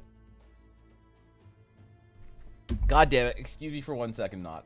I need to go to my leaderboard. Excuse me for one moment, not. I'm very interested in your question. I just need to scroll my panels here real quick. I just need to scroll my panels. No, I don't need to hear me twice. Hearing me once is cringy enough. Okay. God damn it. Under enablers.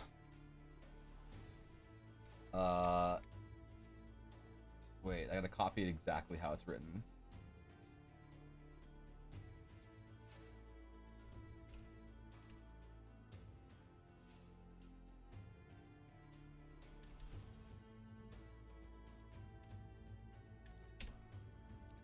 Definitely fishy. All right.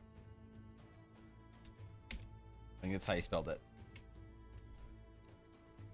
Thank you, definitely fishy for the 3. Thank you. Thank you, fishy. Thank you, appreciate it. Fishy supporting a friend out here. Fucking JPEG. She just keeps getting demoted, man. Before she was a fucking PNG, now she got demoted to a JPEG. Holy shit. Hickory Boogie. Wait, what about Cintiqs? What? Okay, sorry. Okay. How do you consider visuals, mood, and cohesive artistic vision for Eldara? What is the vibe that you seek to evoke for people who consume content within your IP? Part of it is by design going to be very different per world. Per world not. So like within Eldara, the map of Eldara that I am not skilled enough to make this map. But basically, you know, the center of Eldara is the world of Eldara. Right? And around the realms of Eldara, you have all sorts of different worlds. So you have Teleria. which is the world that I'm currently developing. It's the world that I need to develop to the point before I can like make a book. So that's what we're working on right now. There's also the world of Thorash. And Thorash is like a primal, like Mesoamerican exploded megafauna, giant titanic creatures, Avatar-esque trees the sizes of skyscrapers kind of building. And so Thorash is going to be a completely different vibe from Teleria. Teleria is more of our like standard fantasy, and Thorash is kind of more our like Monster Hunter style. There's another world called Domengrad, and another one called Everflow. And these are both Domengrad and Everflow are worlds that I actually built when I was in art school. And I decided they can translate into Eldaran worlds. And they have both very different feels. So Everflow is kind of a very lonely, Everflow is a very lonely kind of pseudo science fiction inspired world that's all about like sort of ruins. It kind of has a very quiet kind of near feel to it. Whereas Domengrad is very much a Warcraftian grand fantasy, mega storytelling sort of world. And I decided that Eldara is going to have about 20 something worlds in it when everything's said and done, and I can release sort of new worlds to go play and adventure to as over time, kind of almost like expansions in an MMO. I want it to be a really fucking hyped, excited moment when a new world is announced and you can like go and get the book for it or whatever if you want to get all the new stuff for this new world and play on it or whatever.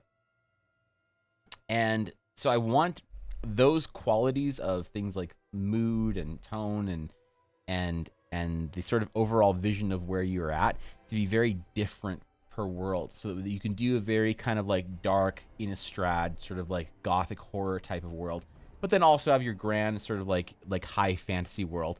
And I want them to all be able to sort of travel within each other with the kind of the Eldaran gates. So the whole point of the system, of the way Magic works, is it needs to not step on the foot of any of these individual stories, like the individual worlds, and the way Magic works on individual place or location.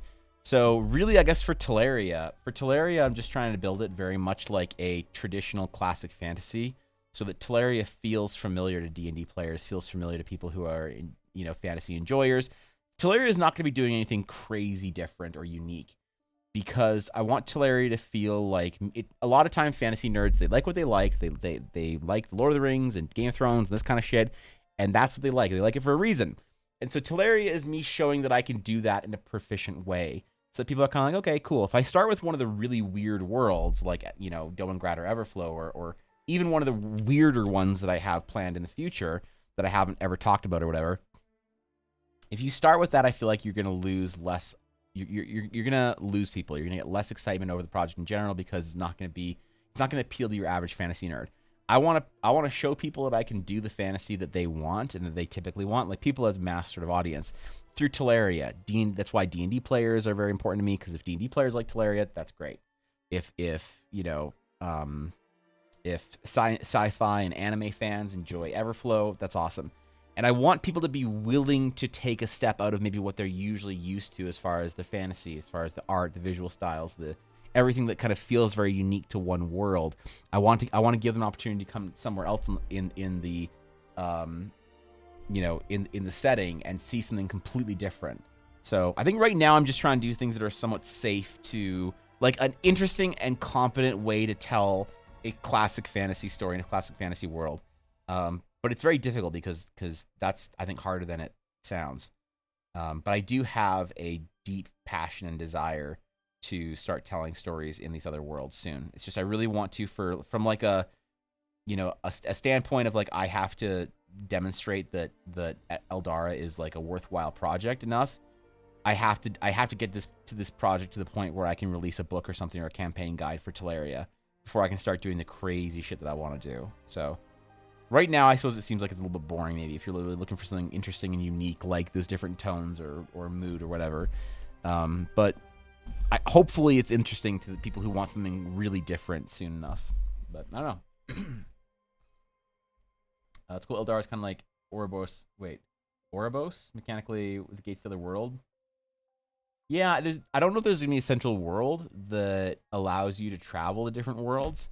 And the thing about like in Ouroboros and the Shadow, I think you're talking about the Shadowlands, right? you can't really like you travel to different like sort of realms in the Shadowlands, but Eldara is you can literally see all the worlds in the sky, right? So if you were to draw just like a average sky view of Eldara and you have your mountains, you'd probably see like Eldara, like Jupiter is, and if you're on one of its moons, right? And depending on the time of the year, you know, Thorash might be between you and Eldara, right? And so you can see the world of Thorash in the sky, and you can see sort of the aether magic flows as these sort of ribbons of color kind of through the sky, and then way off in the distance you might just see like a very small speck, kind of like the moon, like of a blue world, and you know this is that ocean world that we haven't named yet. And they're, you know, so at any point in time you should be able to see like a number of different worlds in the sky. It's the sort of the real world kind of reference that I want to use is, what would it be like if you were on a moon of Jupiter and all the moons of Jupiter were different worlds? You know, depending on where you were, how close or far away you were from it, you'd be able to see other worlds at any given time. So I'm making fun of 2D VTubers. I'm not making fun of 2D VTubers whatsoever, but it is funny to tell Fishy that she is just a fucking PNG. Yeah, that's you know. I mean, there's a clip. There's a clip that she found. No one even added her. No one even added her about my hot take on her being a PNG, but... And yet she still found... I mean, technically all the moons around Jupiter are different worlds. Yeah, exactly. Exactly. Look, this is... Thank you for 100 bits, dude. One of my best friends is a PNG. Well, like, what are you talking about? One of my closest friends on Twitch is a little PNG. I don't think I can say I'm out of my weeb days yet. Please don't clip that and send it to Fishy. And what ended up happening. So that's why I said do it this time, because, you know, she's going to find it one way or another. But that's why I like calling her a JPEG, because that's actually even more, you know. Different clip. You added about the clip? Okay, yeah, thanks. What's my file type? Please no .txt. You are a .wmv. There you go.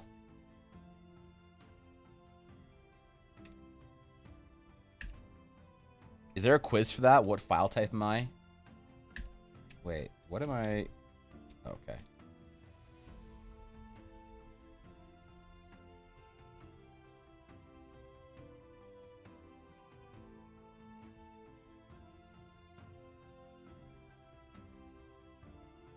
Put this on an angle for this one. Try it out. We're gonna keep doing these until we got one that we love, man.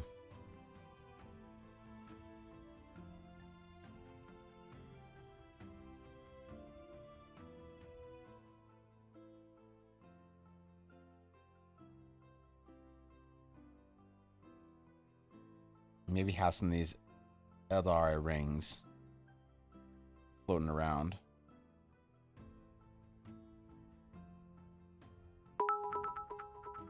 That's actually a cool idea. I'd rather be a JPEG than a TIFF, at least you'd be able to see me.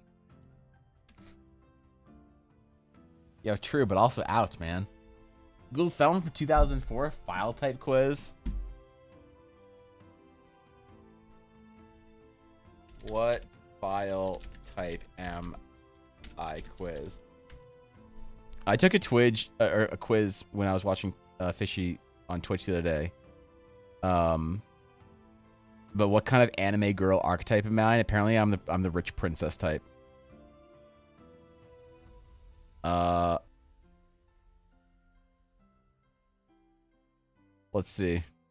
How long is this? All right, hold up. Let's see.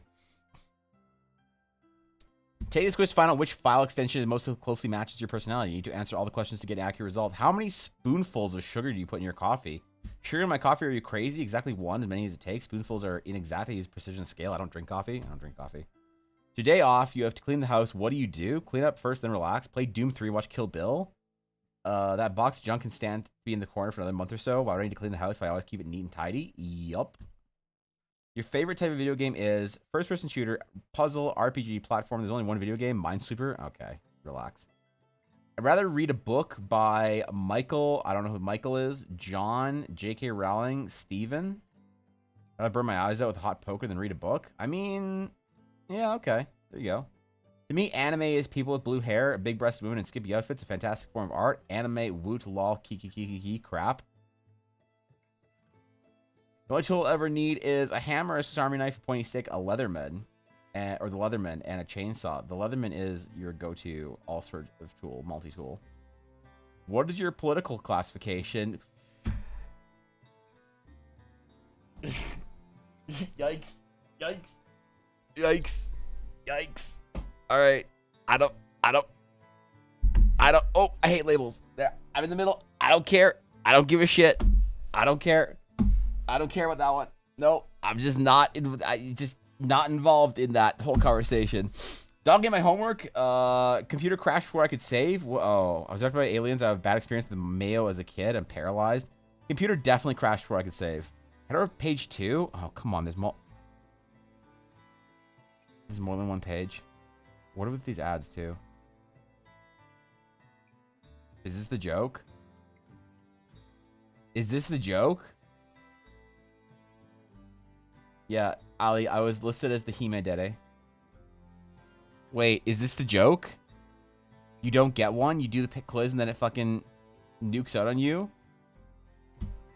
This is the joke. I get it. I'm a RAR file. Got it. Nice. Cool. Well, thank you, Internet from 2004. You gave me exactly what I expected. You ever PNG for transparent background? Yeah, pretty good, actually. An ARW file? What is an ARW? Wait, what is ARW even used for? I'm a VLC player movie file. There you go. I'm paralyzed. Love that excuse. Oh.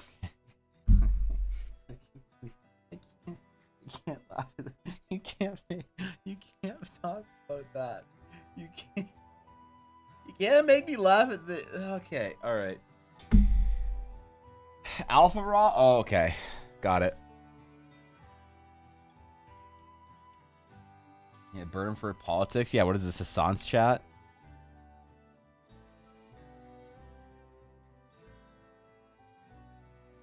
I didn't see Andrew Tate as an option, so I couldn't answer it honestly. Top G wasn't on there. My bad. PNG might have a transparent background, but TIFF has a transparent everything, so both pages don't show it. Well, is that what you wanted?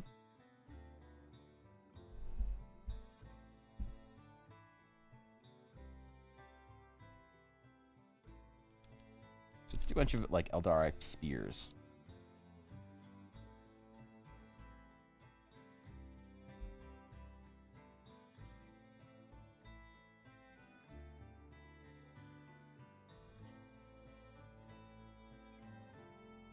And then, how do we do waterfalls?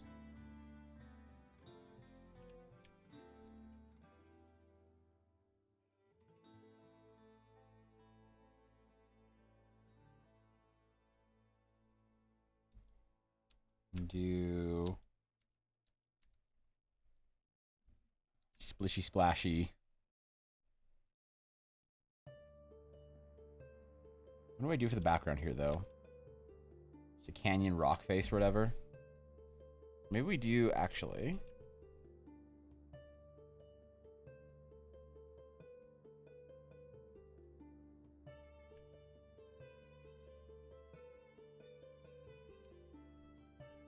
What if it's specific waterfalls coming over a ledge that you can see?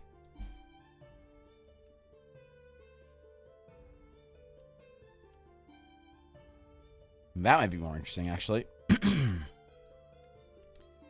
That would be way better.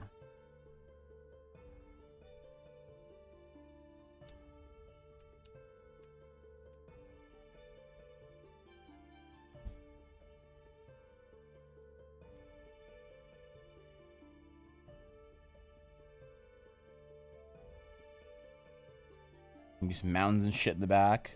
Okay. Okay. I can visualize it. Do you VTubers, do you guys use animes or anything else for rigging? Just curious. Animes. I've never heard. I have no idea when it comes to rigging what people use. Zero. I can draw shit, but I have no idea how people rig stuff. That is completely beyond my skill set, unfortunately. Stuff. Does the meds mean I won't be able to make this kind of jokes anymore? That wasn't on the side effect list. That you can't. How much motion will this medication give you, Thorkin? Like, I'm so curious. Will you still be able to make wheelchair jokes? Because yeah, if you get de-wheelchaired, then you can't make wheelchair jokes anymore.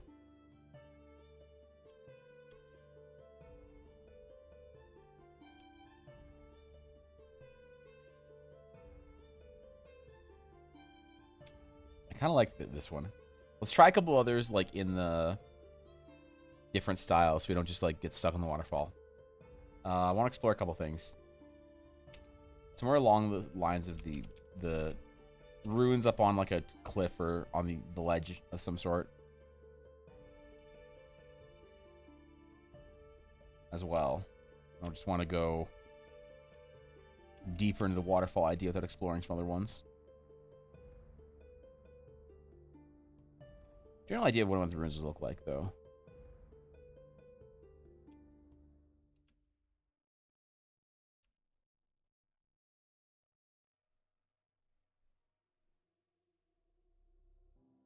I do think that a waterfall or jungle sticker for the travel sticker would be really cool.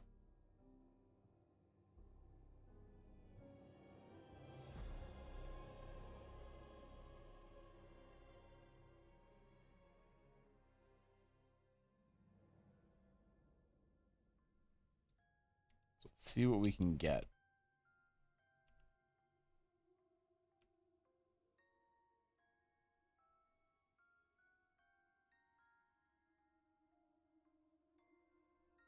I wonder how to include more trees in these, actually.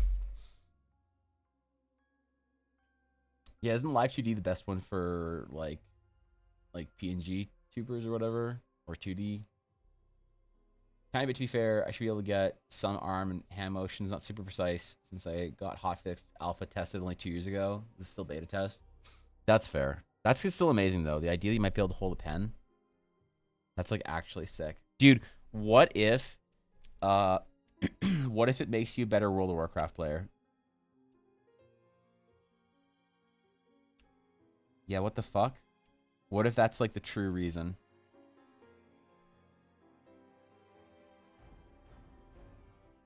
Holy shit.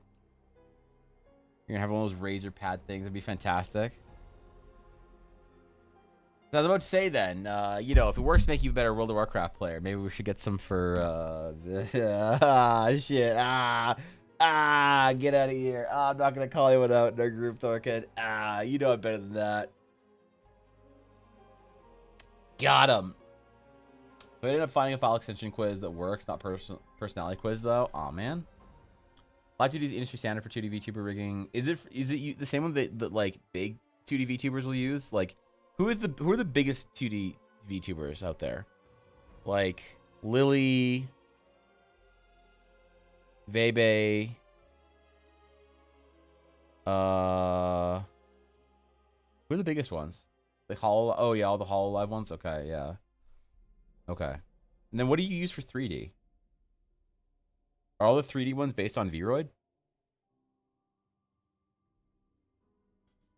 Or is there, because like, wait, is Zentrea 2D or 3D? She is 3D. Right. Oh, right, 'cause she just like bought like motion capture, like full body motion capture.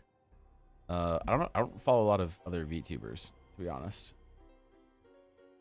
At least not the big ones that are online. I don't see any big ones in my recommended. Not really a good way to search. Well, maybe the tag. I search the term VTuber. Live channels tagging VTuber, and I search view count high to low because that's the only thing that matters. Rat IRL.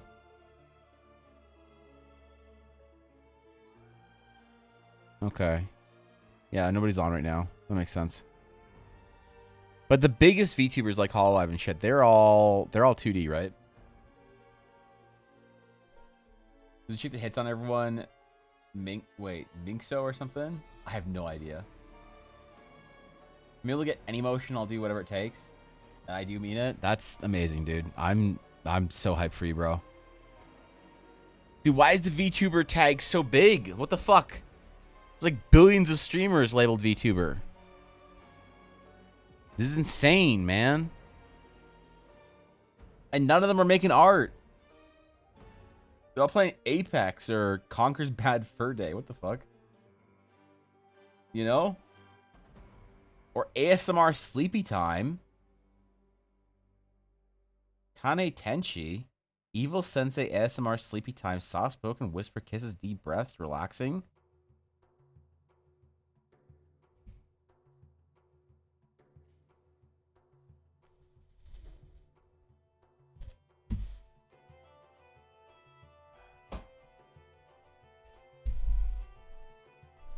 Okay, all right, that's enough. That's enough VTuber tag for me for the day.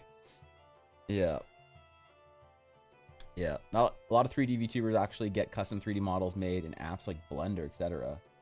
But what? What do you use to rig them? Is what I'm saying.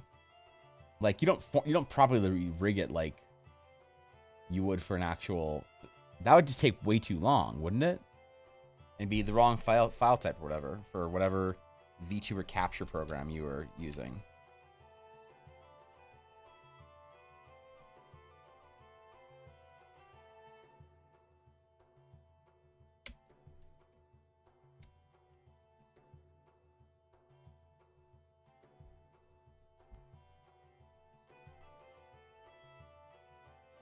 Okay.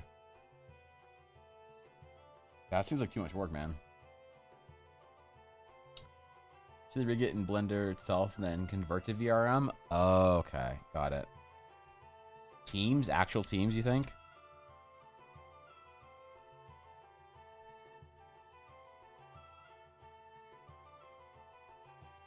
We do our temple further away.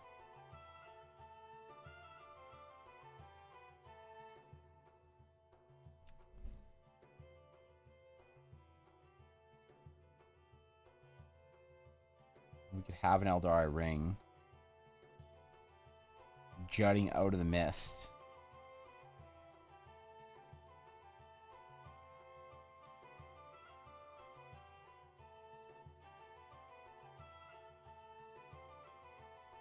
Like the shards of that ring like floating around.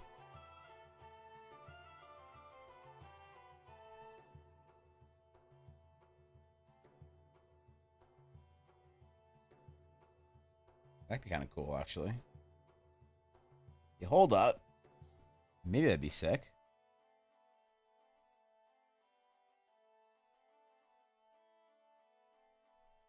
Have bits of floating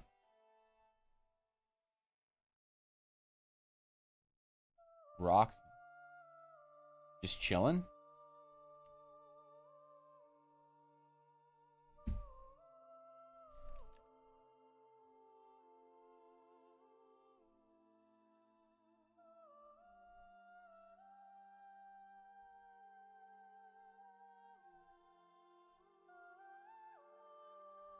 But we still don't show off any of the trees, though.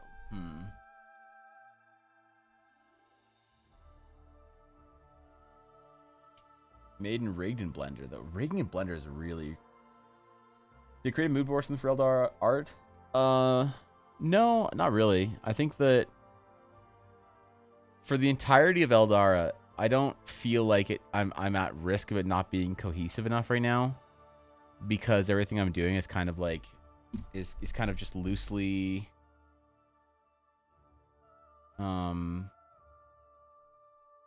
it's definitely all, I'm still like working on the same page, but for because I want to find completely different inspirations for different places, not so I'll have maybe like not really a mood board, but sort of a concept for that along those same lines, like artistic references for different areas and regions, like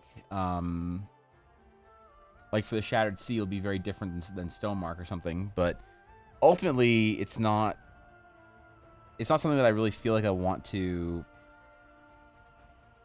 try and make like a whole Eldaran mood board for. I want to capture very different visions based on wherever we're at. Damn, this is kind of cool, but it's hard to... Man, do we do it in the waterfall, or... I almost feel like it's a more powerful image if it's zoomed out, right? Talking more art style and location feel, if you get me. Oh, for art style. Oh, okay, for purely stylistic choices, though, no, the main reason is because I don't think I'm good enough yet to like I can try and move through kind of a different style for a different project. I think that like the sort of the more comic booky kind of like, if you want to call it pseudo anime style that I do is like is very good for individual NPCs and for sketches. But like eventually I think that the best sort of way to be able to make art for a world like Eldara that's going to have a long footprint is as realistic as I can paint as possible. But I'm just not good enough. I'm just not there yet, you know? I'm not very accomplished as a painter, I don't think. So, I'm kind of just like doing with what I can, the styles that I can that are faster and maybe easier, I guess, right now, before I'm really willing to challenge myself and spend a lot of time doing things in like sort of a realistic painting style. But, you know, I look at artists like Jamie Jones and, you know, James Pack and stuff like that for where I eventually want to get to with my style. I think that if you are making media that's supposed to last long term, doing it as classical as you can is the best way to do it. That's why Star Wars music still sounds good, because it's, you know, classic orchestral music. It's why old paintings for, you know, concept paintings for film, like why Ralph McQuarrie is still so great. It's why, you know, Frank Frazetta is still so great, because there's an inherent classical bias to the work. So eventually, as far as stylistic choices go, I'll want to paint as realistically as I can. But like that's also just for my work, right? Because it'll depend on the actual project that the art style will matter. Because if I like eventually get a game studio to do like a game for Eldara, it'll be in their style, and I want artists that are very good at whatever style they do to make art in their style for Eldara. So there will be a design brief kind of thing, but no style guide for Eldara.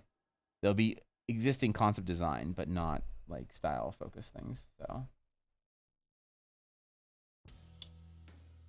there's so many. Yeah, there are a lot of wolf pins there. She put quite a bit into it.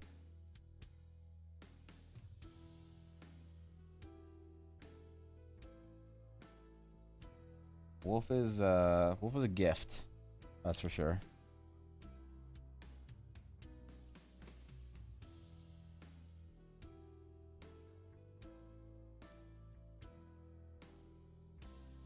And I want each project to feel unique in its own way.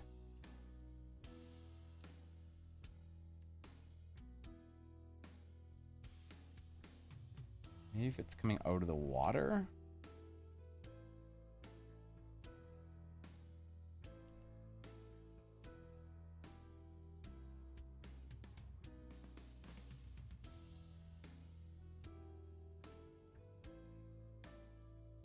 That could be kind of cool.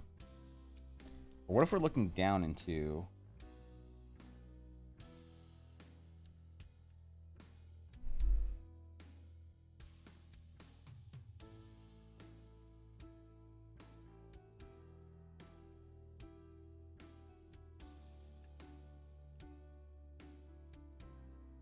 That could be really interesting. Kind of have like an aerial, like almost Victoria's Falls like view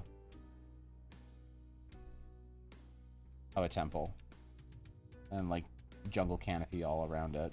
I gotta figure out a way that I can do that in a sketch style, because like if you can paint it, it's really easy. But doing jungle canopy or tree lines or forests or whatever in a sketch style is really not that great. I haven't found a super compelling way to do it yet. I'm sure I'll figure it out eventually, but like I just had to do 2 forest pieces for my like short work commissions last month. And I don't know if I captured either really well. Both, I mean, clients are happy, but...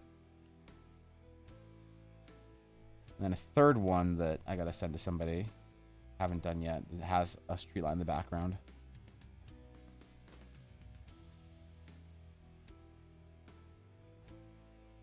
So I don't know. I gotta figure that out. This would be a good piece to figure it out on, I guess. Totally off topic, but Evan, you missed such a good opportunity for a PNG that everyone would have loved.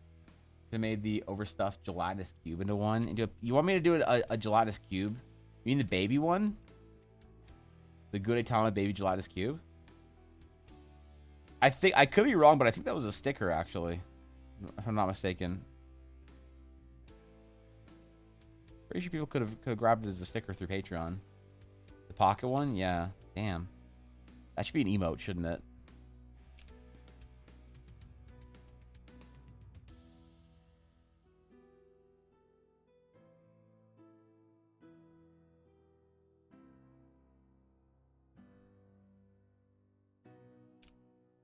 The top down's kind of unique, but I don't know.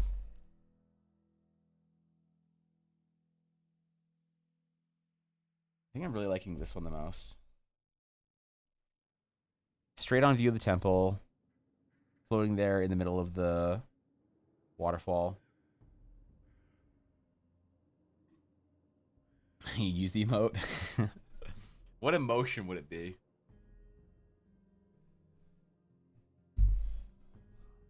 All right, let's try and develop this out a little bit more.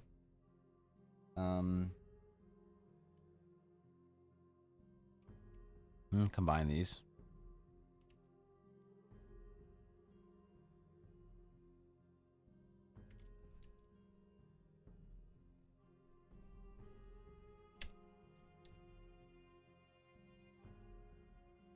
You can draw things like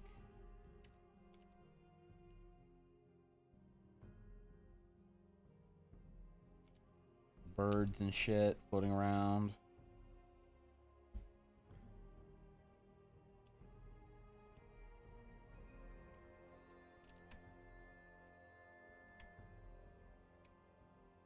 I think this is the piece right here. I think this is gonna be our April sketch.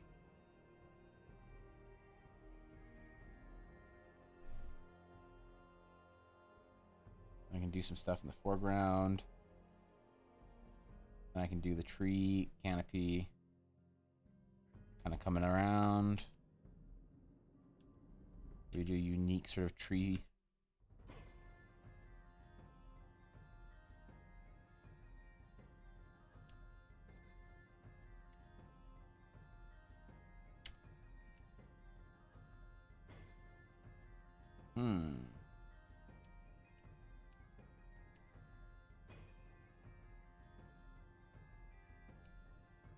I need to show the entire perspective of the crater or whatever. Imagine it'd be like that one. Wait, what is that one? I got cringe emote. You want the cringe cube? Oh man. Yo, I gotta make a cringe cube. Is that gonna be the new terminology? Bro, it's kind of cringe cube, not gonna lie. Oh, sorry, my bad. Yeah, when you TTS that VTuber, that you were in anime club when you were in high school, that was kind of cringe cube, bro. An ooh emote. Satisfied like being stuffed by the big Thanksgiving meal. A satisfied emote would be pretty good. I am watching Mandalorian, Thorkin, but I am saving it until Fridays. So I know there's a new episode tomorrow, but I'm watching them on Fridays because there's something special about Fridays for me and Ella, where after I'm done with my streams for the week, I like to sit down for a little while. I have a very, very difficult time relaxing. It's actually a big issue for me recently. I haven't been able to like sit down and relax at all, which is very bad. I have not been able to relax and sort of de-stress after the week, or like, you know, cool down after streams and work. I still work on Saturday though, so it's not like I start a weekend or whatever. But yeah, I haven't been able to like relax. There's something about Fridays about watching a show, a new show like Mandalorian or whatever, that I'm able to actually relax for like an hour. until the show ends and I inevitably have to get back to what I was doing. Maybe for the whole season on my side so I can binge watch it all at once. Not a bad way of doing it. Yeah, that's decent. So far I like it. One episode in and I'm having fun.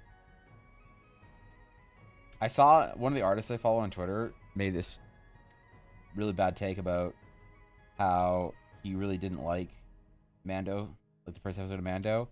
He was saying that like Andor like won him back for being like Star Warsy, and like Mando feels like it's like a prequel era. It's like too lighthearted and funny and whatever. Too many jokes, too much, not serious enough. And dude was like really mad about it. I was like, wait, what are you talking about? Like everybody decided they loved prequel Star Wars now. Like, what do you mean, man? Is it gonna be cool again to not like prequel Star Wars pretty soon? God, I hope not.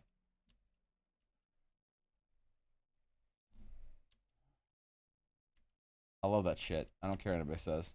I loved it when it wasn't cool to like. I liked it when it was cool to like. And I love it when it's no longer cool to like. The original trilogy had more than enough lightheartedness and joking. Yeah, I don't know. I mean, maybe he meant like the comedy style was a little more silly than what you might find in the original trilogy. I don't know, because I feel like the humor in the prequel trilogy wasn't all that different from the original trilogy. It's not like the original trilogy was like super dark and serious and whatever. It's like it feels like Rogue One and Andor fans, like the the graybeards, the Star Wars fans that only like the original trilogy and anything other than that is bullshit for the kids or whatever. The people that like pretend that Star Wars wasn't always a kids or design like something designed for children and young adults to aspire to or whatever. It's fine if you like Star Wars for whatever reason. I'm not even the kind of guy that like was really anti-Disney Star Wars. If you like it, I think they made some dumb decisions, but I'm not mad at anybody for liking it, But it feels like the dark kind of like Andor, Rogue One, the more serious movies.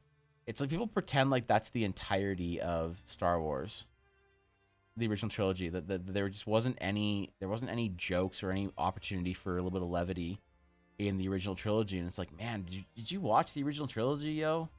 Because I thought that they were always, it was just a different humor style in the 1970s and 80s than it was in the 90s and 2000s versus what it is now. But yeah, I wouldn't want a Star Wars that's so super serious that you can't have like a wisecracking droid or like a charismatic smuggler or whatever, and those kind of archetypical characters, Never forget Crumb.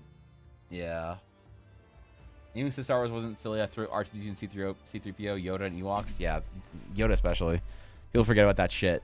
About him when he first met Luke. Hold up. I'm looking at some for Ella.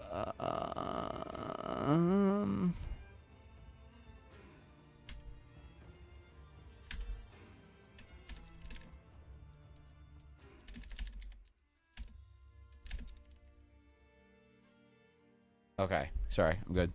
Thank you, Ella. Cool. So they want franchises to grow up with them, knowingly or unknowingly, and that's a problem. Yeah, I don't know. Yeah, you're right. I mean, like, I don't know what happened with people with the prequels and stuff. And also, like, the prequel, it's like, oh, the prequels are too kidsy. It's like, if you like Star Wars, what were you, a kid? It's like, well, yeah.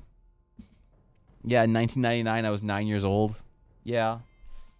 And, like, George Lucas always sort of had, like, thankfully, he never really gave a shit about what fans say. Because he always maintained, he's like, man, people hated Jar Jar, but he's like, but there wasn't a single 10-year-old in the theater that didn't love Jar Jar. It's like, my man's speaking truth, I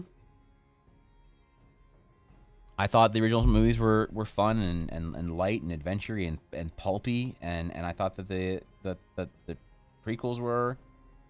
And the prequels did have some, like, of course there was some dialogue in the prequels that I thought was a little whatever, cringy or something, but I never hated the experience of the prequels because of it. There was certain dialogue written in the Disney movies that I found a little bit weird, that was a little bit immersion breaking. Like the whole thing where it's like like Poe Dameron making a "Can you hear me now" joke in the first part of one of the movies is a little bit weird. There's one line that I think when Finn was like saying something about, "Do you have a boyfriend?" And it's like that for some reason that felt a very. Again, I saw what. Okay. Shit. Sorry. Thank you, Ella. I didn't see the alert because I had the Discord up.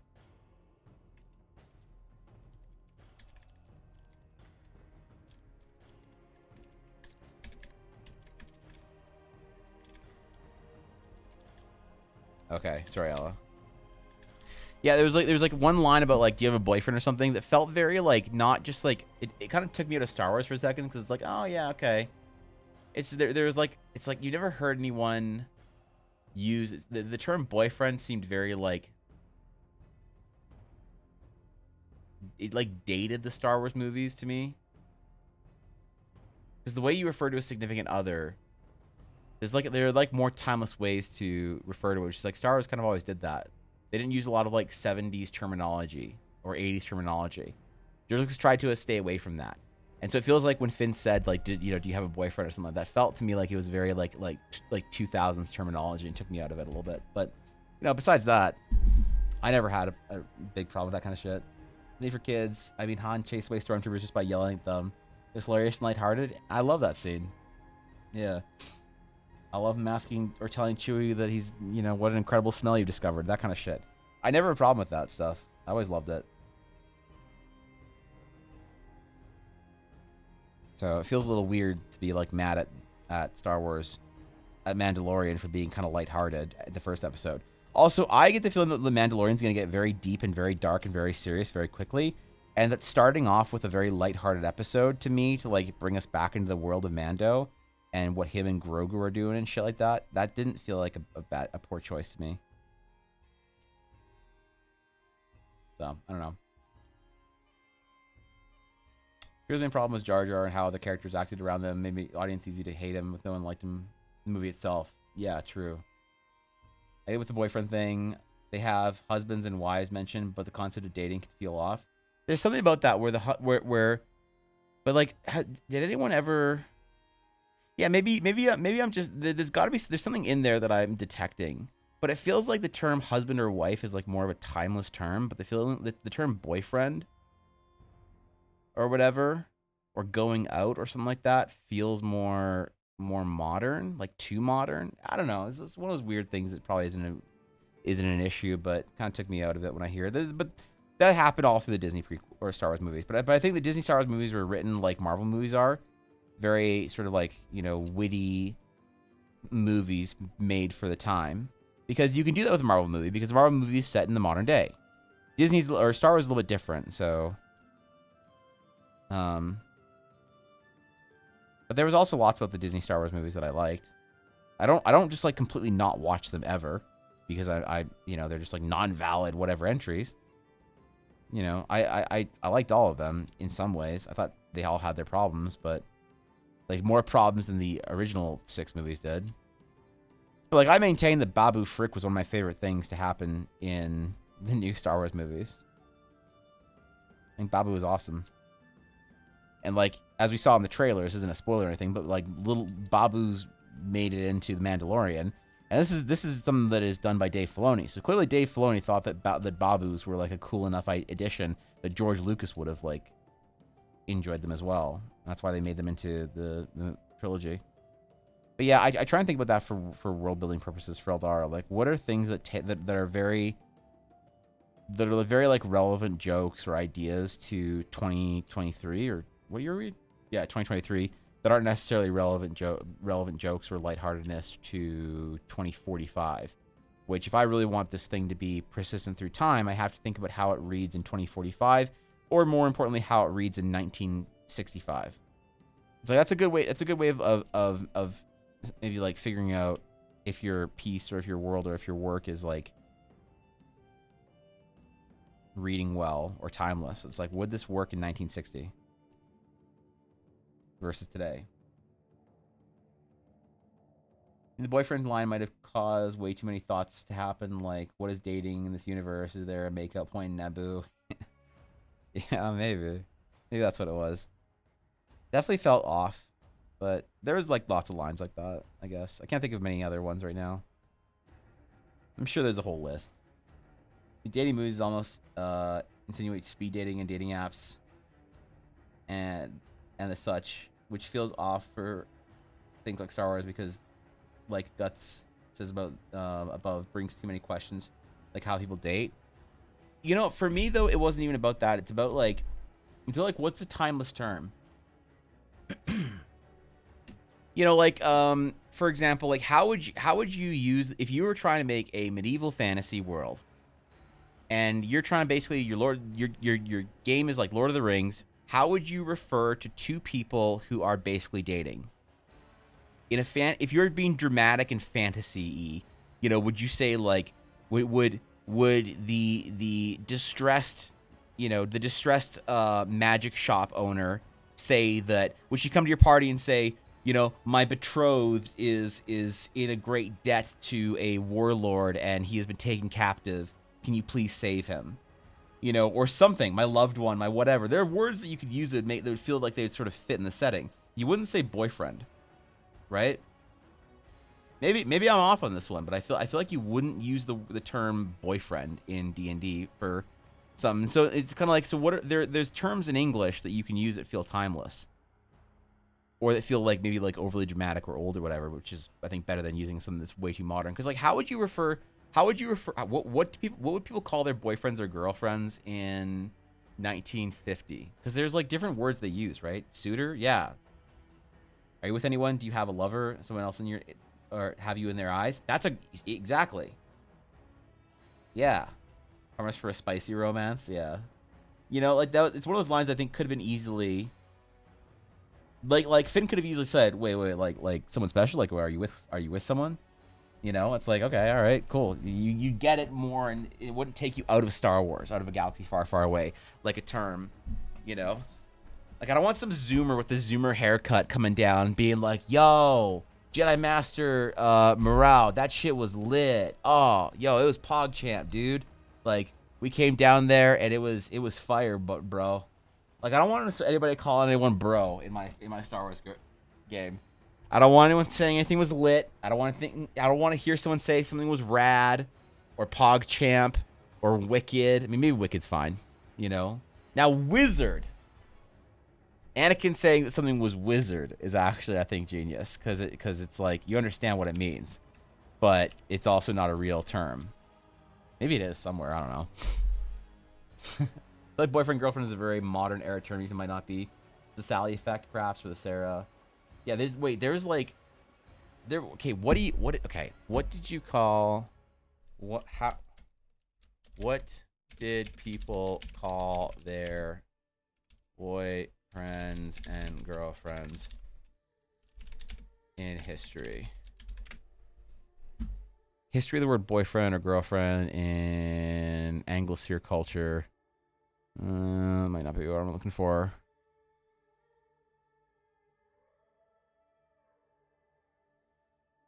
When did the term boyfriend or girlfriend arise? In the early 20th century.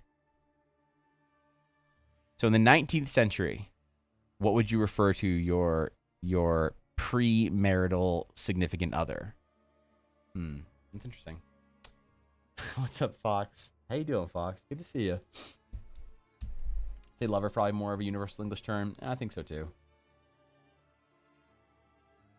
According to the Oxford English Dictionary, the earliest meaning of the word girlfriend from 1859 and on. That is still pretty modern then. But it's not old enough, or sorry, that's still pretty old. It's not super modern. It's not like 1965 onward. But it is still pretty new in the general sort of like historical, I don't know. Vaguely Vibe finally awake for stream. Yeah, what's up? I miss you, Fox. You haven't missed shit. Don't worry about it. Yeah, is your schedule super degen mode? Because, hey, I'm proud of you. You know? Suitor, consort, soulmate, companion. Yeah, like, companion's a good... Even someone calling someone else their partner feels a little bit too modern for me. For some reason, companion feels like it could be a better term in that sort of like Star Warsian way, but I don't know. Super degen working on fixing it currently? Really? What are you up to right now? It's got you on degen mode, just like RP and shit and chilling? I'm impressed, Fox. I'm proud of you.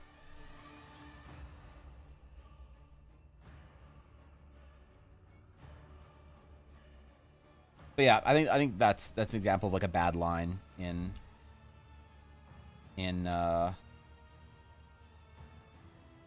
Star Wars. Makes you feel like it takes it out, or it takes you out of it, right?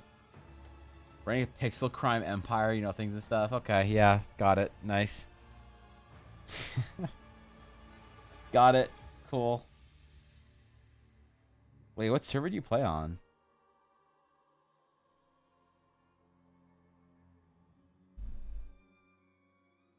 I don't know what everybody's playing on right now. Is there still no pixel or whatever? You just said, so you seeing anyone? And that would have been good too. I also feel like it's not just that the term is modern, but also it's very juvenile in a way.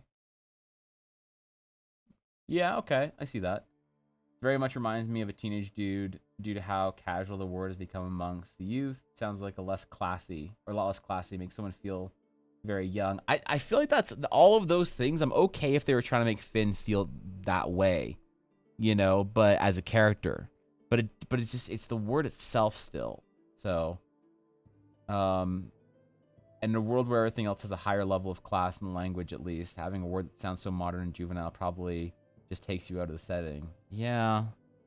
Yeah, it still removes you. Maybe then that doesn't matter if he is the one to use it, and if it works for the actual character, it's just the use of it at all makes it feel like, okay, here's a question. Does anybody know how Arwen referred to Aragorn? Or how Aragorn referred to Arwen in Lord of the Rings? How there was an implication that they were together? My love. Okay. Well, not directly, but when they were talking about the other. Like when Arwen was talking to Elrond about Aragorn or something like that. Because, like, how did we, besides interactions between the two of them, how did we know that they were together? There's got to be a way that they referred to each other to other people. Man, I don't remember. For the crossroads, it started on Sundance because of Baja, but applying to the wild, no pixel of Red Dead RP soon. Doing Red Dead RP now because 5M got toxic, really? No way. Oh shit, you don't say. Yeah, I saw Baja streaming, she's like been streaming GTA recently. It's I'll admit, I'm proud of her. You know? Popping off. I think with Aragorn turned down Arwen. Wait. Turned down Eowyn, right? He said, I'm with another. Yeah. He said you'd give your heart to me. Okay, yeah. Yeah, Eowyn, not Arwen. So it would have been a writing, directing choice for humor. Something like, no one said this yet. Let's break the fourth wall a bit kind of thing. Maybe. That's actually an interesting take. She switched around the time I jumped into Red Dead. So, wait, is Red Dead big enough to actually host a lot of RP like that? I had no idea. I mean, just mean like the world in general.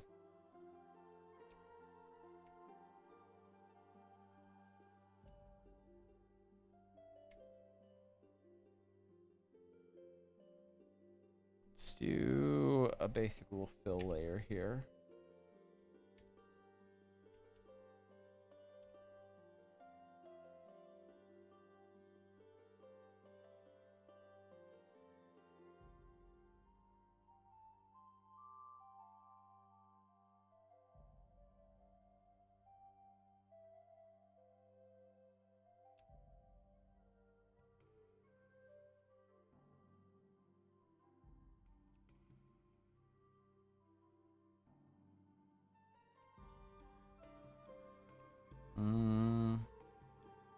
The world's slowest selection. Don't worry about it.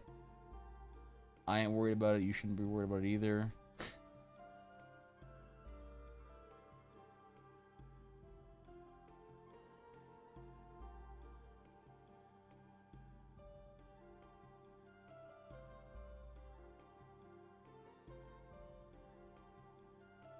Yeah, there's a lot of terminology I feel like you wouldn't use in fantasy. There's also a lot of flowery language that people like to use that makes it sound like it's fantasy-y. But really, at the end of the day, it's all about vibe. So, you know, I can't really hate on anyone for doing that.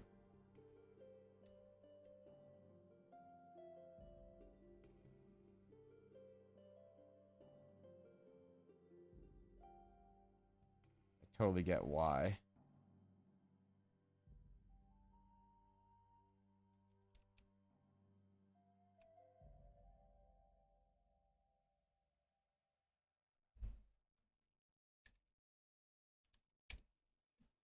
That is about 38%.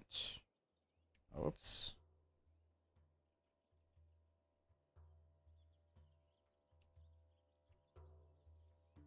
And then what we'll do is do one at like 20 something percent. 24.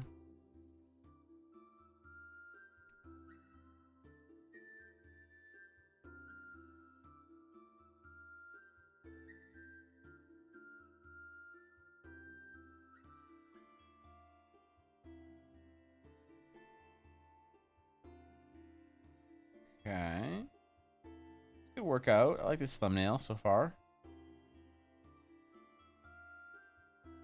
Usually I don't do this kind of thumbnail development on stream because I think it's kind of boring to watch, but I don't know. I'm having fun with it today. I feel like I need to be more honest with the artistic process start to finish because sometimes people think it just sort of like happens. You know?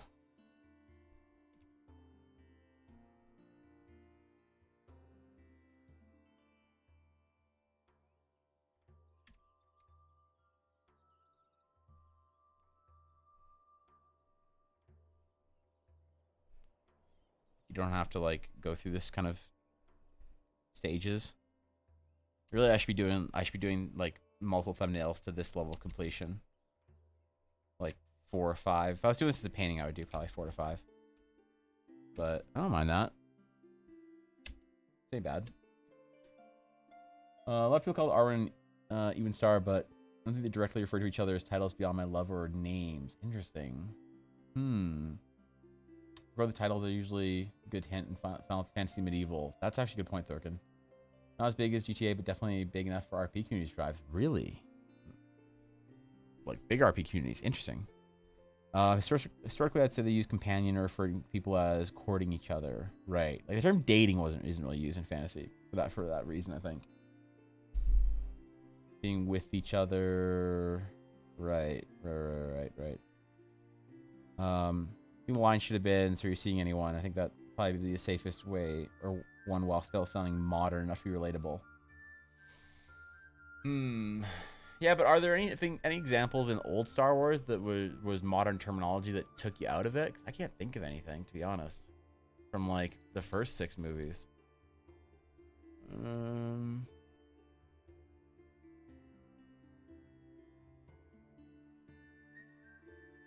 sure there are examples. I just can't think of any that are really egregious, you know? For Red Dead RP community not long ago, seemed like an interesting scene. Yeah, it's pretty pog, it looks like. Fox has been in for a while, so she'd be the expert on it.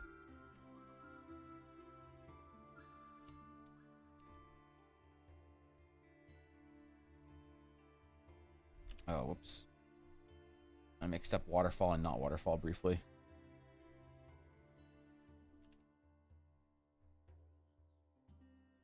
You just need to make the water almost like glowing. It'd be hard to do for a sketch, but I think I dig this. We upped everything by about 10%.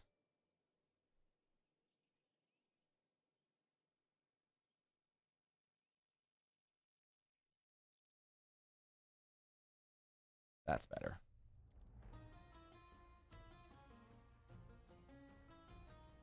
We can cut this out more.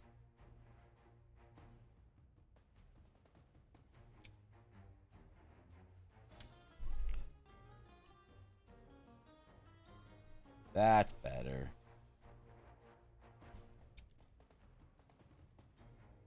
Okay, 1 sec. I need to grab something from my throat.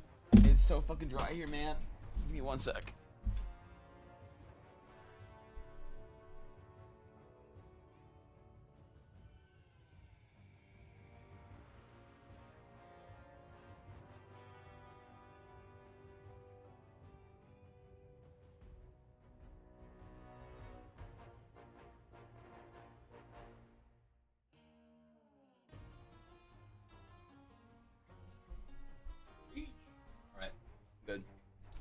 revolt. I wasn't even gone, dude. I was barely gone. Come on, man. What do you mean revolt? Fuck. At least let me be gone for like a proper break next time instead of just revolting as soon as I step away. Damn, bro. You're just waiting.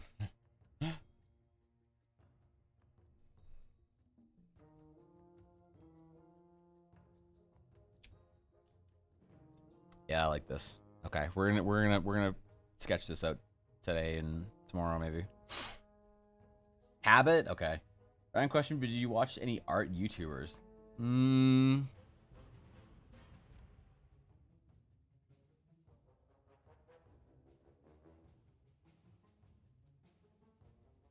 Watch any art YouTubers? Not really, to be honest.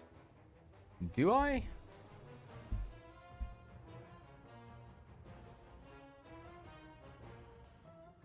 I think like modern day James sometimes.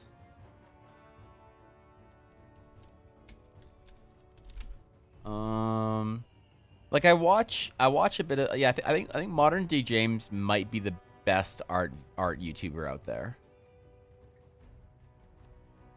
As far as like videos for artists.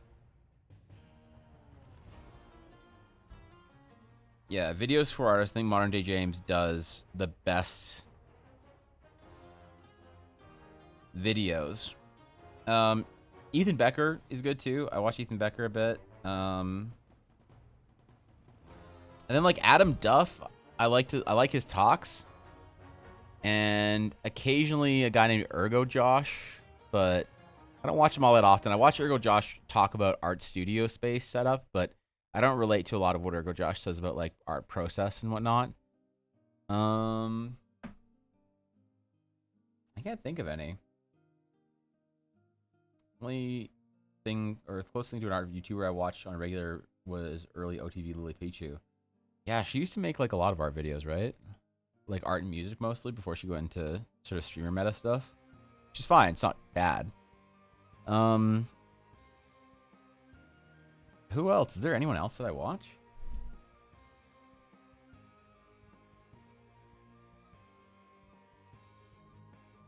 I find that a lot of artists that have it's gonna sound more offensive than it is, okay? And of course there are exceptions out there. Most artists I find that have that are really good at what they do are either too busy working or they paywall their stuff behind tutorials. You know, like, oh, I mean, I watched some Ross Draws. I like Ross Draws videos. But I think a lot of the useful videos. There's also, I forget the name of the channel, but there's this Japanese couple that are both illustrators that I watch. What is the name of their channel? It's all subtitled, so you can actually watch it. There's a Japanese couple, and the two of them, they draw shit and review supplies and stuff. I'm gonna scroll for like 3 days worth of subscriptions here before I give up. But I watch. Fuck. What is their channel called? Natsume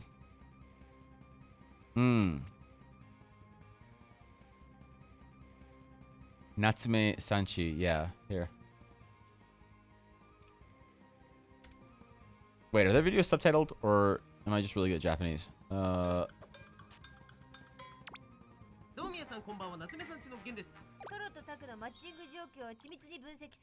Okay, they're not subtitled. I'm just really good at Japanese, apparently. Okay, so they do fun videos and stuff, but they're more on the entertainment art side. They're maybe the only like art channel that are entertainment wise that I watch. Where they do, I don't know, they do just like challenges or videos together and stuff. And they're very cute and they do cool things. So I don't know if you want. I don't know. Maybe they do. Do they have? Yeah, they're cool. But yeah, I don't know. Like I watch mostly YouTubers for instructional stuff and like tutorials and shit like that. There's also like, of course, everybody watches the Korean watercolor painting guy. But as far as like art entertainment stuff goes, I think it's just those. Yeah, them. Their subtitles under CC. Oh, okay, great. Easy. There you go. Marco Bucci's good. Wait, I think I watched some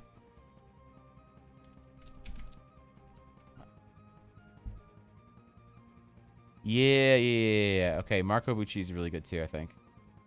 I am subbed. Correct. Wait. It's exactly what I talk about for color. That's crazy. Yeah, I'm not super familiar, but I am subbed. 10 Minutes to Be a Better Painter, episode 4. Studying Sergeant. Look at the studies. Ooh. Yeah, I don't know, man. I don't watch a ton of art YouTubers, I guess. A lot of the best stuff for me is paywalled. So I would bring up the ArtStation marketplace. However, ArtStation, if I brought up ArtStation marketplace on stream, that would be getting banned off Twitch for 2 weeks, any percent speedrun. And I could probably do it sub 1 minute. All right.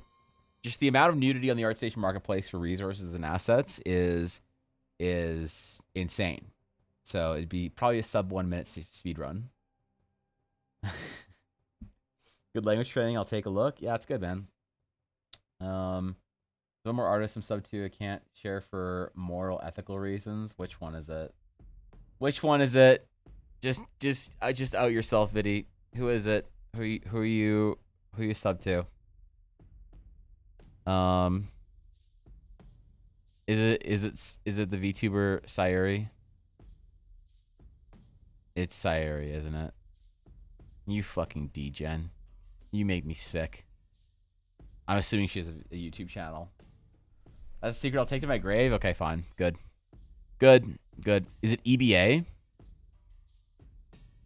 Because, like, I want to start making YouTube videos. I want to move to different platforms as well and do cool stuff. But there's two things standing in the way for YouTube for me. The first is, what do I make videos about? And the second is, how do I get good enough at art to make videos? Because I could do a start to finish, like, I could do a start to finish, of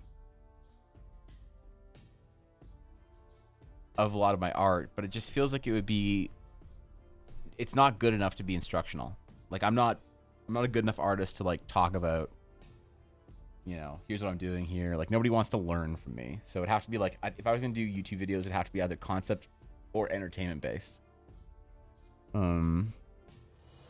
I'd love to at some point in time, but I just got to figure it out.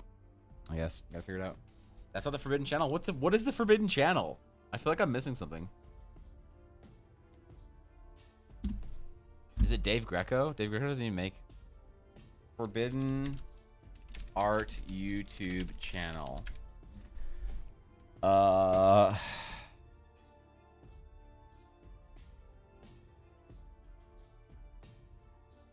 Okay. Google it and help me out. Yeah, Google betrayed me. What I'd love to do is try and take more of the stuff that I do during the stream and be able to turn that into a YouTube video, but I don't know if I've ever said anything on stream even once that was worth turning into a YouTube video. Maybe one time I said something interesting that could have been like a YouTube short, but I heavily doubt it, you know? All right.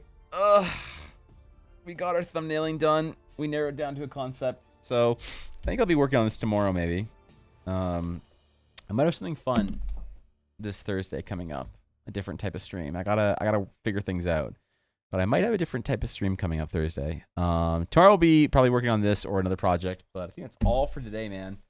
You think my hard work was pointless? Well, I do have. I mean, the VOD channel is the VOD channel is a service to the 3 people that watch my YouTube VODs. Okay, Blaze, that's what you are doing. You're not just doing a service to them, but you're doing a service to the entire, the entire, the entire history, the entire archive of EBA. So, yeah, man. Thanks for chilling out today, guys. I appreciate it. Thank you for all the bits and subs and everything. Whoever is gifting subs anonymously, you're a coward. And thank you to everyone who is gifting bits non-anonymously. Thank you, guys. I appreciate it. You are all legends.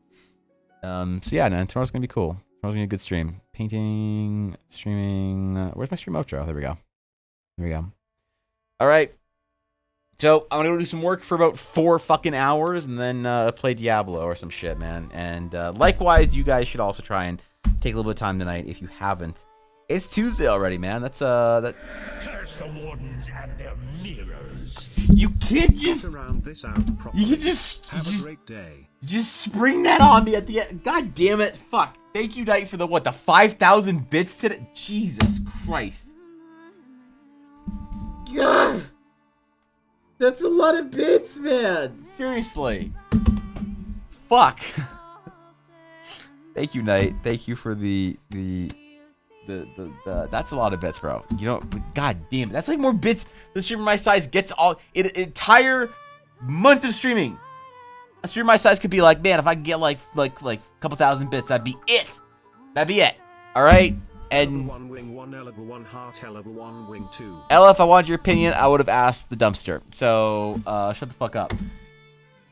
Thank you guys for hanging out today. Thank you, oh my god, Knight, for the bits. That's ridiculous. I will be here tomorrow. We're gonna chill. It's gonna be good. And I enjoyed my stay at until... Vandal Hearts. Can you not, man? Can you just chill? Can you chill? Jesus Christ. Thank you, Vinny, for the 100. Thank you, Rasa, for the 300. What the fuck? I'm supposed to go offline. My outro song is ending. This stream is over. What are you guys cheering bits for? Alice XP. What do you mean? What does that even emote even mean? I'm so confused. Fuck. Thank you, Derry, for the 100 bits. Thank you, Nix, for the 100 bits. Okay. Just chill. Alright, I'm chill. Fine. Fuck. God damn it. Thank you, Nix. Thank you, Viddy. I appreciate it. Seems like you should end stream more often. I should end stream every single day. Galaxy 271 new.